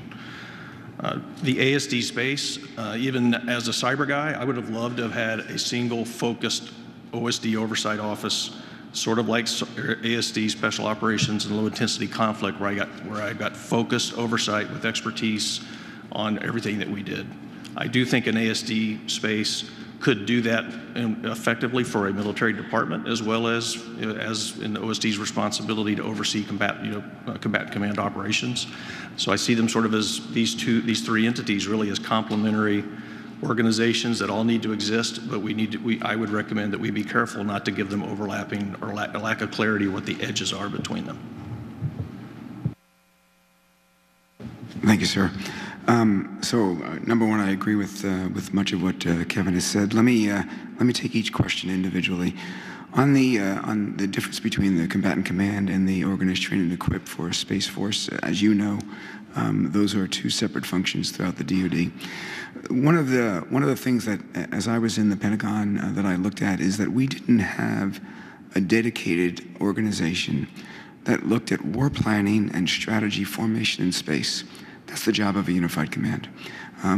Strategic Command, which owned that responsibility, was unfortunately distracted by more important things, nuclear war. And so I understood that we needed that capability. But the unified command is not going to go ahead and organize, train, and equip space forces. And to Mr. Ciangelo's point, space personnel and space professionals. That's a career-long objective, one that is critically important to having the right forces. Now, I could easily see in 10 years we might decide that rather than a unified, we would have a specified command, depending upon how we organized a space force. Today, though, given where space exists within the department, in the Army, in the Navy, in the National Reconnaissance Office, in the Missile Defense Agency, and within the Air Force, a unified command is necessary. And we'll have to decide whether it continues to be necessary as a Space Force reaches its potential. In terms of an Assistant Secretary, I believe the appointment of an Assistant Secretary for Space over the next 2 to 3 years is absolutely fundamental to getting this job done. After that, I could easily see that space responsibility falls under a single undersecretary that may or may not need an Assistant Secretary for Space. In the 60s and the 70s and the 80s, there was always one undersecretary of the department who led space. In the 60s and 70s and early 80s, the DDR&E, and in the 80s and in the interim years between 1996 and 2001, the ASDC-3I. You had to go to one person in OSD to get permission to do something in space, and incredible things were done. If you really want to go ahead and get speed, you need a decision maker who can say yes or no to a service when a service brings forward something. Again, in the long term, you may not need a specific assistant secretary. It may fall under a undersecretary as one of his duties. But I definitely believe to get the president's vision done over the next 2 to 3 years, you're going to need somebody focused on this problem. Sir, I agree with my panelists, but I would also add 2 things. One is that after the spending 300 or so space missions, one of the things you come to realize is how rapidly space technology is advancing. I think the purpose of having a unified command is not just for the administrative side or the operational side. It's also because we live in an environment where those decisions are going to be happening at a speed and an increasing speed that we have not seen before. And I think having that unified command would allow that to happen. I think it also would provide a unified front to the industrial base that has to work with this organization. We are spending considerable amount of resources, and some of that resources is spent on redundancy. And I think as we do this, we have to look forward also to the budgeting process and say that, make sure that we use that money as wisely as possible in a unified command. I think that will happen. As in any command, having a assistant secretary, as Doug said, I think is required for the short term. Decisions have to be made. They have to be made rapidly, and it has to be made by someone who has the power to make them. And I think that is the only way to stand this up and also to reflect externally to the United States that we're serious about what we're doing. Thank you. Thank you, General. Maybe our last question for the panel from our NASA Administrator. Jim? Yes, sir. I just wanted to say, Doug, you have been a champion on this issue for a very long time. And as a former member of the House of Representatives, Mr. Vice President, you should know that we've had the opportunity to vote on what was called the Space Corps, which wasn't a full new service, but like the Marine Corps is part of the Department of the Navy, the Space Corps would be part of the Department of the Air Force. And in that vote, we had 344 yes votes as part of the National Defense Authorization Act in the House of Representatives. Strong bipartisan support. I voted on it as a member of the Strategic Forces Subcommittee. I voted on it as a member of the Full Armed Services Committee. Both cases, strong bipartisan support. And then, of course, in the House of Representatives, it got 344 votes. In no small part, Doug, because of your leadership. Because you were committed, and I heard you in your testimony, I read your testimony as well. The point here is that this cannot and must not become a partisan issue. And you've been committed to that from the beginning, and I wanted to make sure everybody was aware of that. Finally, in your testimony, Doug, I read that one of the things that you suggest, and I've heard this before, that because there's no space doctrine, we shouldn't have a Space Force because we're not ready for it. And of course, your testimony, and you've said it verbally, is that, wait a second, we need a Space Force so we can have a space doctrine. So I think that's a very important point to make. And finally, when we think about the history here, you've mentioned Hap Arnold, of course, a critically important person in the history of the creation of the Air Force. Before him was Billy Mitchell. And Billy Mitchell was a brigadier general. He became a very strong advocate for a separate, independent Air Force after World War I. He was such a strong advocate at a time when a lot of the political leadership wasn't ready. He eventually got fired. It is also true that when we started flying missions in World War II, from aircraft carriers, we had Air Force bombers on aircraft carriers. Those B-25 bombers were called the Mitchell, the B-25 Mitchell. So when you look through the history, there have been visionaries that got dismissed, and eventually they were proven correct. And Doug, I think you're one of those people, and I just want to make sure that's on the record.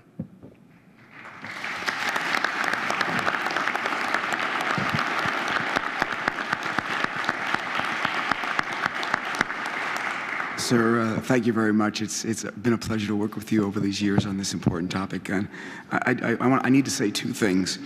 First, I need to talk about Captain Paul Beck.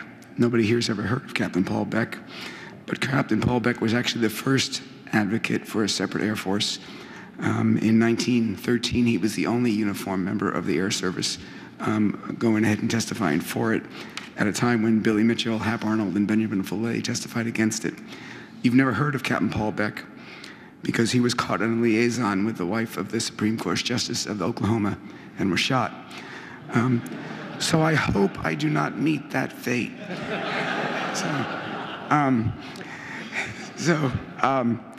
But to your point, doctrine is just about everything. Doctrine dictates what we buy, how we train, how we plan, how we go ahead and develop our space forces. Today we don't have a space doctrine because doctrine is developed by domain services. Now, it's untrue to say there's not a document called space doctrine, but land doctrine is developed by the Army, naval doctrine is developed by the Navy, air doctrine by the Air Force, but our space doctrine is developed by the Joint Staff. And it's more a command and control relationship document than a doctrine of how we fight. People have asked for decades, who's the Mahan for space? Who's the Clausewitz for space? We have no answer. We are not going to get there without a service that goes ahead and promulgates and promotes those people who can think in that way. Thank you. Well, I want to invite everyone to thank this extraordinary panel for their contributions to this meeting and their contributions to the life of the nation. Thank you very much. Well done.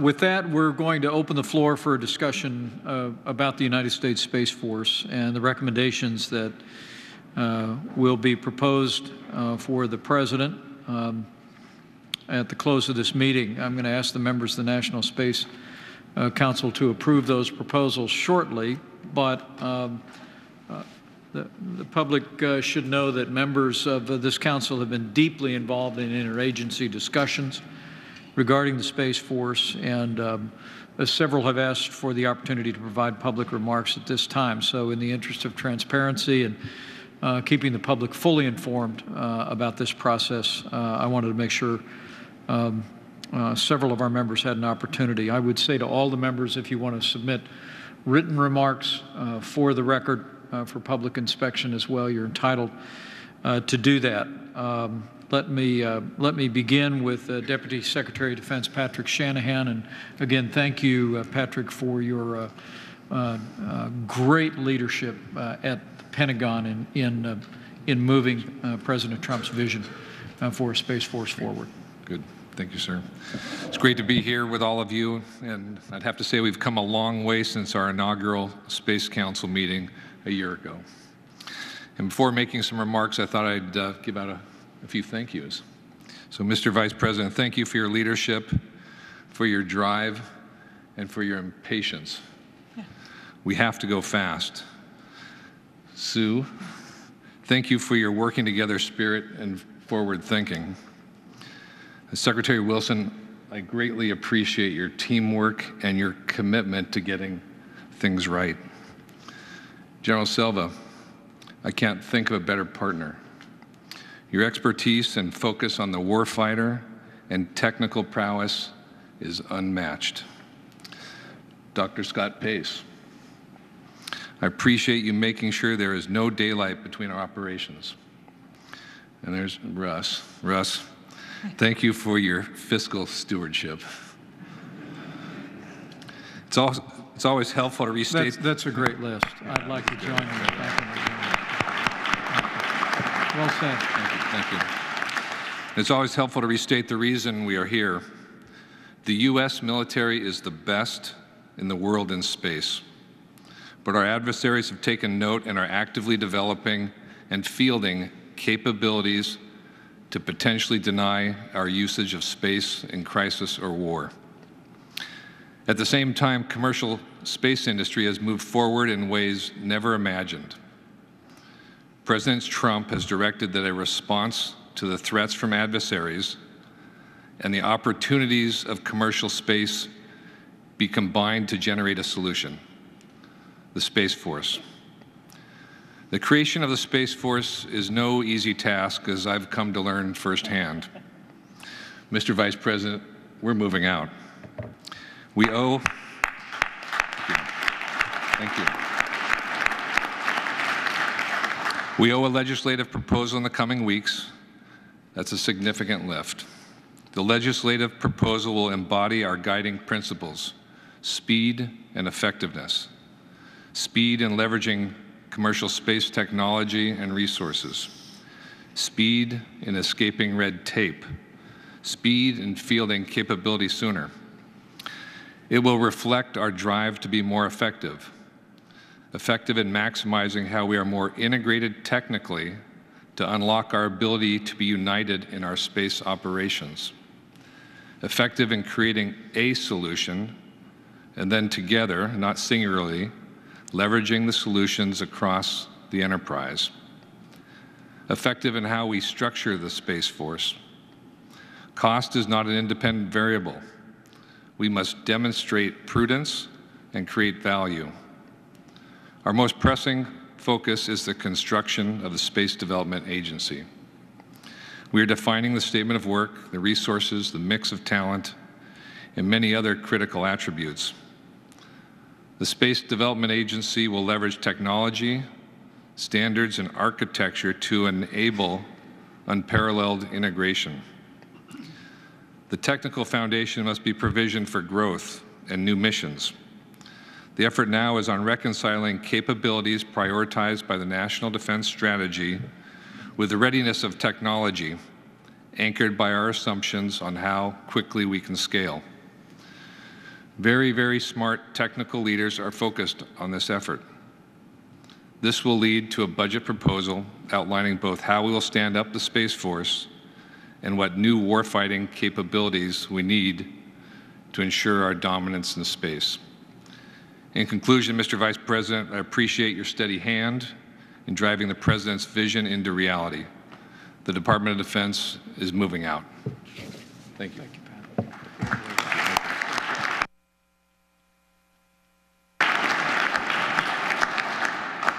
Pat. With that, the Chair recognizes the Principal Deputy Director of National Intelligence, a woman that the President and I have come to respect so greatly for her role in the life of the nation, for her steady counsel.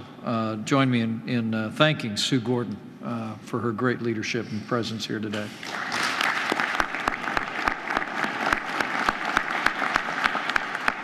Mr. Vice President, thank you for your steady leadership of the Council and for your work to elevate American preeminence in space as a national priority. I am absolutely delighted to be here representing the women and men of the intelligence community, and I'm honored to be in the presence of such distinguished colleagues who share in this vital quest. And to Doug, Mark, and Kevin, to have your voices lent to this endeavor gives me great confidence, so thank you very much. The intelligence community applauds the redoubled emphasis on ensuring and protecting our strategic advantage in this domain that is so necessary to our national interests. But it's a strategic advantage that our adversaries and competitors would seek to diminish. We assess that Russia and China continue to focus on establishing operational forces designed to attack United States space systems. Space is a priority warfighting domain for them, as demonstrated by the creation of dedicated military space organizations over the past several years. Russian and Chinese destructive anti-satellite weapons will probably reach an echelon operating capability in the next few years.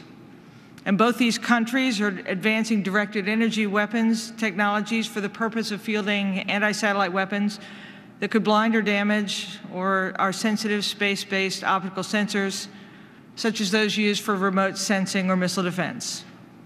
And in addition, Russia and China continue to launch experimental satellites that conduct sophisticated on-orbit activities, at least some of which are intended to advance counter-space capabilities.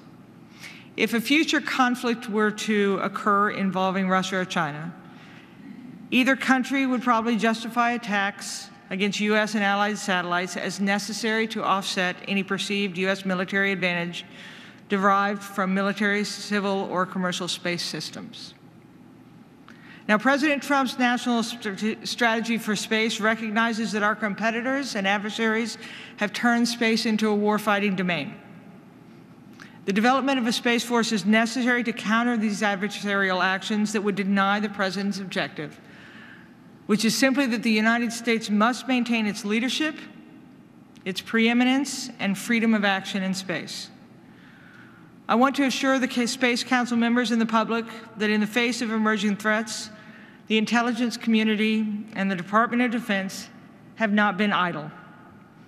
We are not well designed for waiting.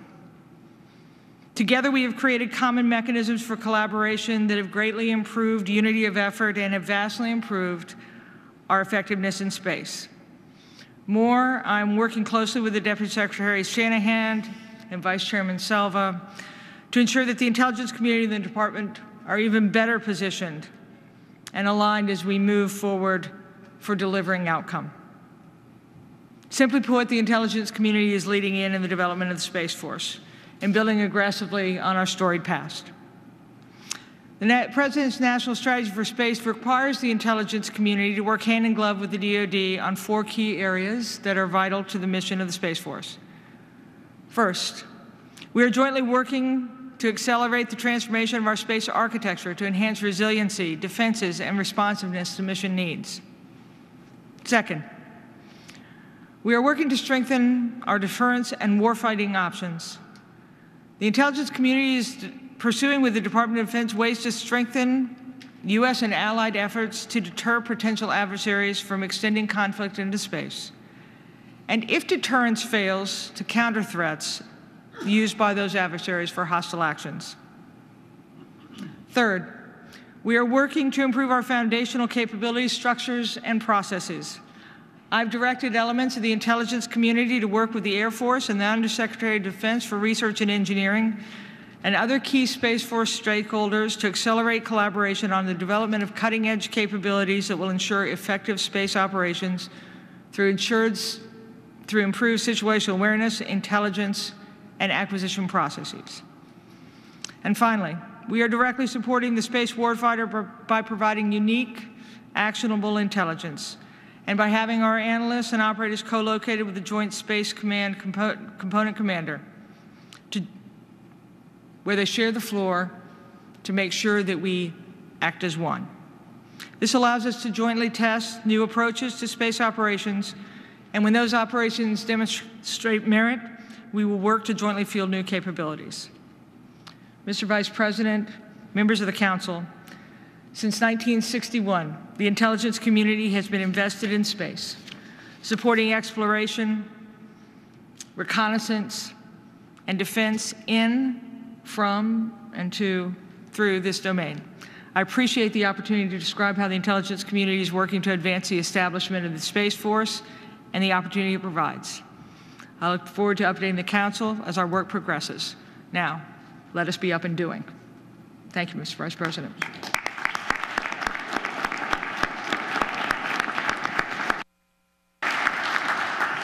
Thank you, Sue. Thank you for your energetic collaboration on this effort between defense and the intelligence community. You have most certainly, as evidenced by both of your remarks today, you've certainly not been idle and are both moving out.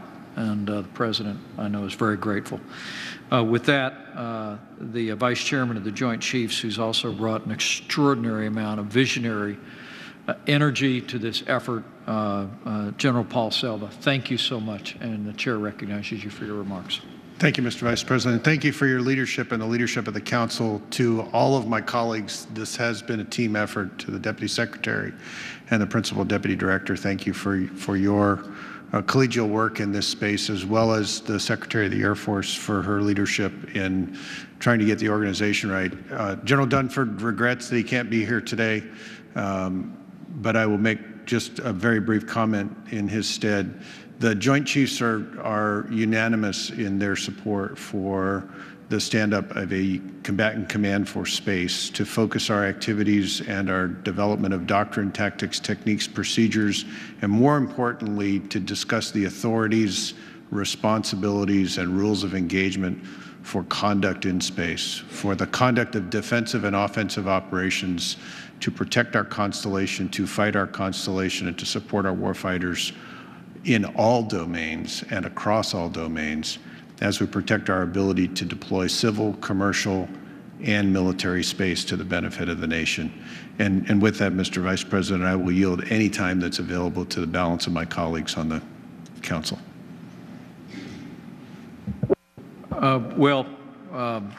With your, thank you, General. Thank you for your characteristic brevity, but also thank you for your tremendous collaboration on this in your position with the Air Force and as Vice Chairman of the Joint Chiefs. I'm always pleased to see the Chairman present for these occasions, but especially so for you to be here today. Thank you for your energetic efforts on behalf of this effort and on behalf of the American people. With that, the Chair recognizes Colonel Andrea Thompson, who is the Under Secretary of State for the Department of State and an alumni of the Vice President's office. So we're so pleased to see you taking a leading role in the State Department on behalf of the Secretary. You're recognized. Thank you, Mr. Vice President, and thank you for the opportunity to serve with you and to continue to serve. It's a great honor to be able to represent Secretary Pompeo and the women and men of the State Department. Much like my partner in crime across the way with General Selva, I'll keep my remarks brief. We'll submit the statement for the record, but just very briefly, as we meet today, I think it's important to note that American diplomats are up in New York at the United Nations, engaging in discussions on space security issues and on cooperation on the peaceful use of space. They're working hard to implement the President's guidance and help, as you have said, Mr. Vice President, to ensure that our most cherished values and ideals are at the foundation of the future of boundless, expansive space. In these and in other international engagements, U.S. diplomacy continues to play its role in upholding our vital interests in space, to ensure unfettered access to and freedom to operate in space in order to advance America's security, economic prosperity, and scientific knowledge. And of course, as both you and the President have said, America first does not mean America alone. Therefore, the Department of State actively seeks constructive partnerships with our spacefaring nations that share our goals of strengthening the safety, the stability, and sustainability of their and our space activities. At the same time, as my DNI counterpart, as Sue mentioned, at the same time, we must recognize that our competitors and adversaries have turned space into a warfighting domain. And the Department of State fully supports the President's proposal to establish a Space Force, as well as other reforms necessary to meet our U.S. national security objectives in light of existing and advancing threats, while maintaining the existing international laws and norms that we spoke of today that have supported American preeminence in space for decades. It's a great honor, and I look forward to continued success with this team. Thank you, Mr. Vice President. Thank you very much.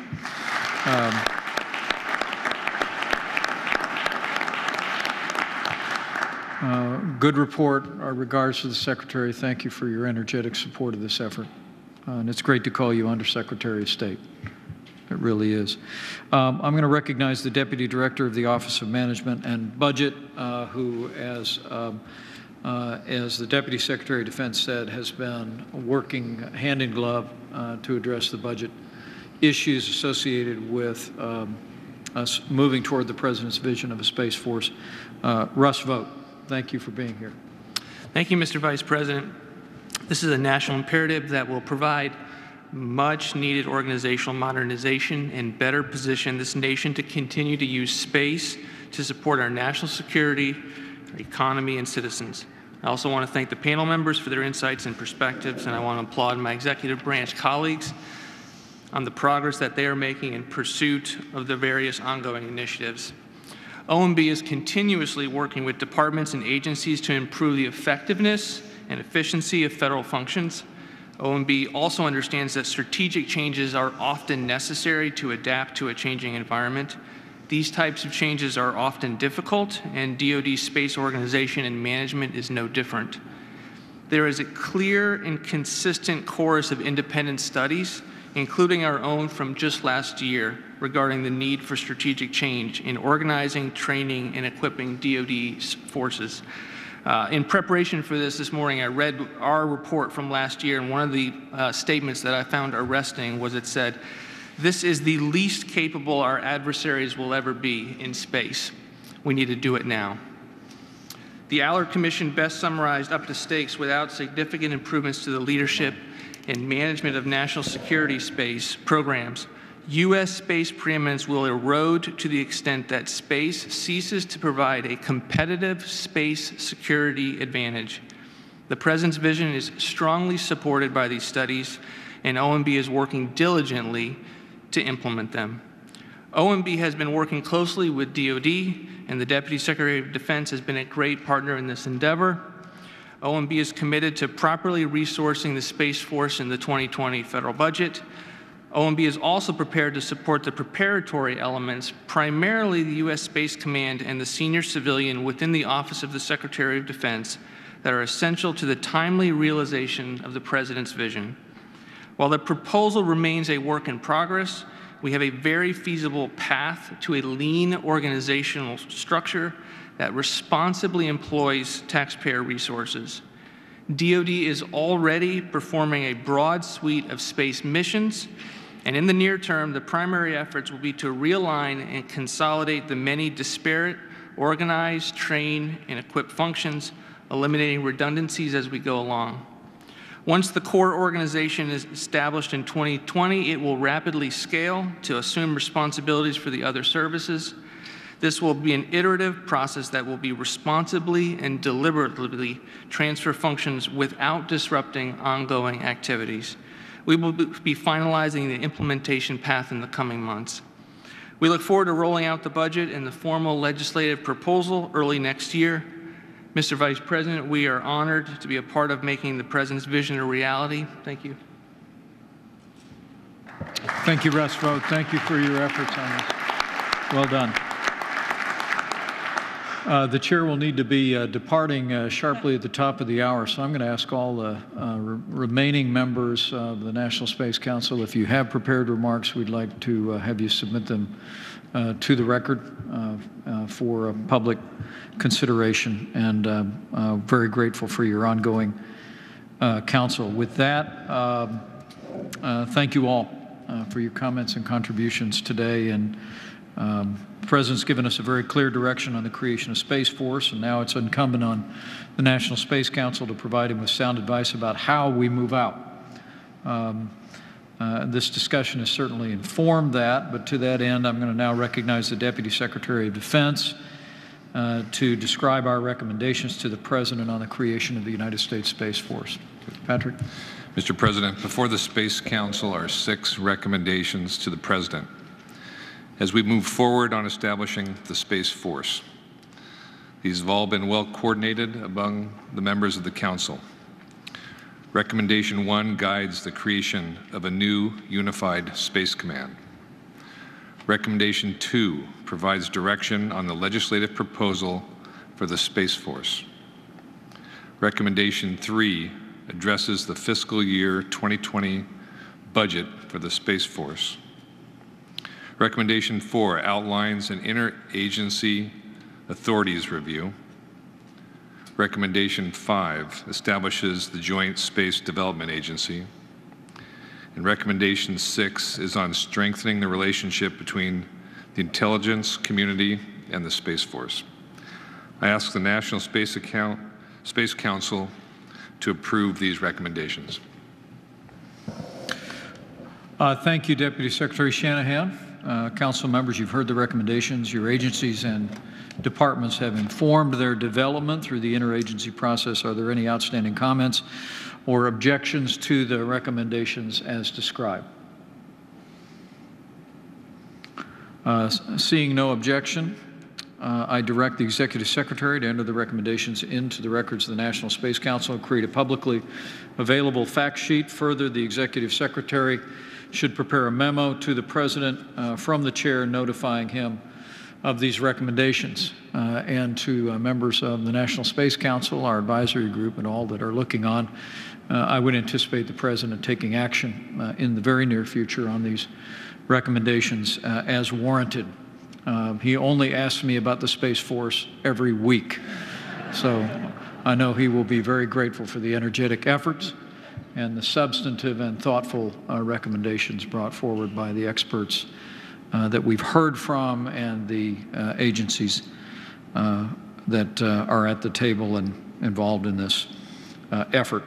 To close, let me thank everyone for joining us here for the 4th meeting of the National Space Council. It will be our last of calendar year 2018. We do anticipate a meeting early in 2019 to continue the work of the National Space Council. It is our expectation in 2019 that we may well see new American platforms moving from American soil into space, and in fact, platforms and rockets that shortly thereafter will begin to carry American astronauts into space. We are making progress as Americans, and we should all be proud of NASA. We should all be proud of the efforts all described here today. To the members of the National Space Council, to Admiral Ellis, to members of the User Advisory Group, I want to thank you for your ongoing contributions to this effort. We are just getting started. We are moving out, but the work has really just begun.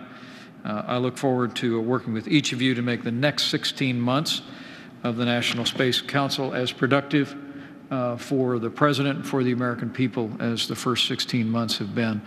Let me take a few moments just to thank a few folks before we dismiss.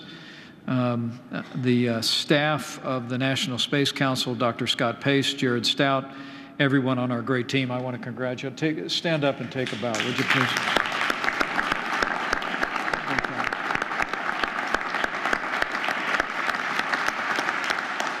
To our distinguished panelists whose testimony here today, but more importantly, whose voice in the development of American policy has greatly contributed to the progress that we have made in the last year and a half. Join me in thanking this remarkable group of experts for their efforts today.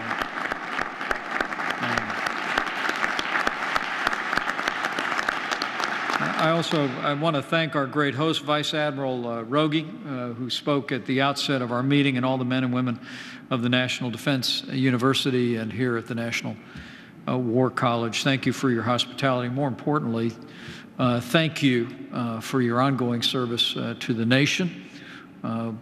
It is my great honor that now part of the history of this storied institution will be a meeting of the National Space Council where we forwarded recommendations to the President of the United States of America to form the United States Space Force. So join me in thanking the National War College and Vice Admiral Rogie.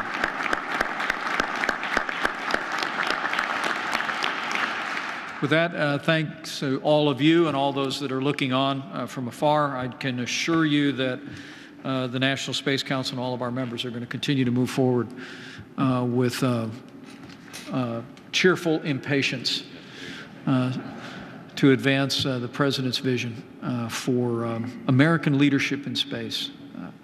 I've been so struck by a number of the comments that have been made today that it is the unanimous recommendation of experts now for decades that America would take the step that we have begun in this administration to take. We will do it on a bipartisan basis. We will do it enlisting the energy and enthusiasm of the American people, and we will do it with the support of all of you that are here and all that are looking on. And with your help, with President Trump's continued energetic leadership, with the strong support of the Congress, strong support of the Pentagon, our intelligence community, and all the agencies represented here, I believe we will make history, and we will launch the United States Space Force, and America will lead to a more peaceful and prosperous future in space for America and for all of mankind. Thank you all very much. God bless you.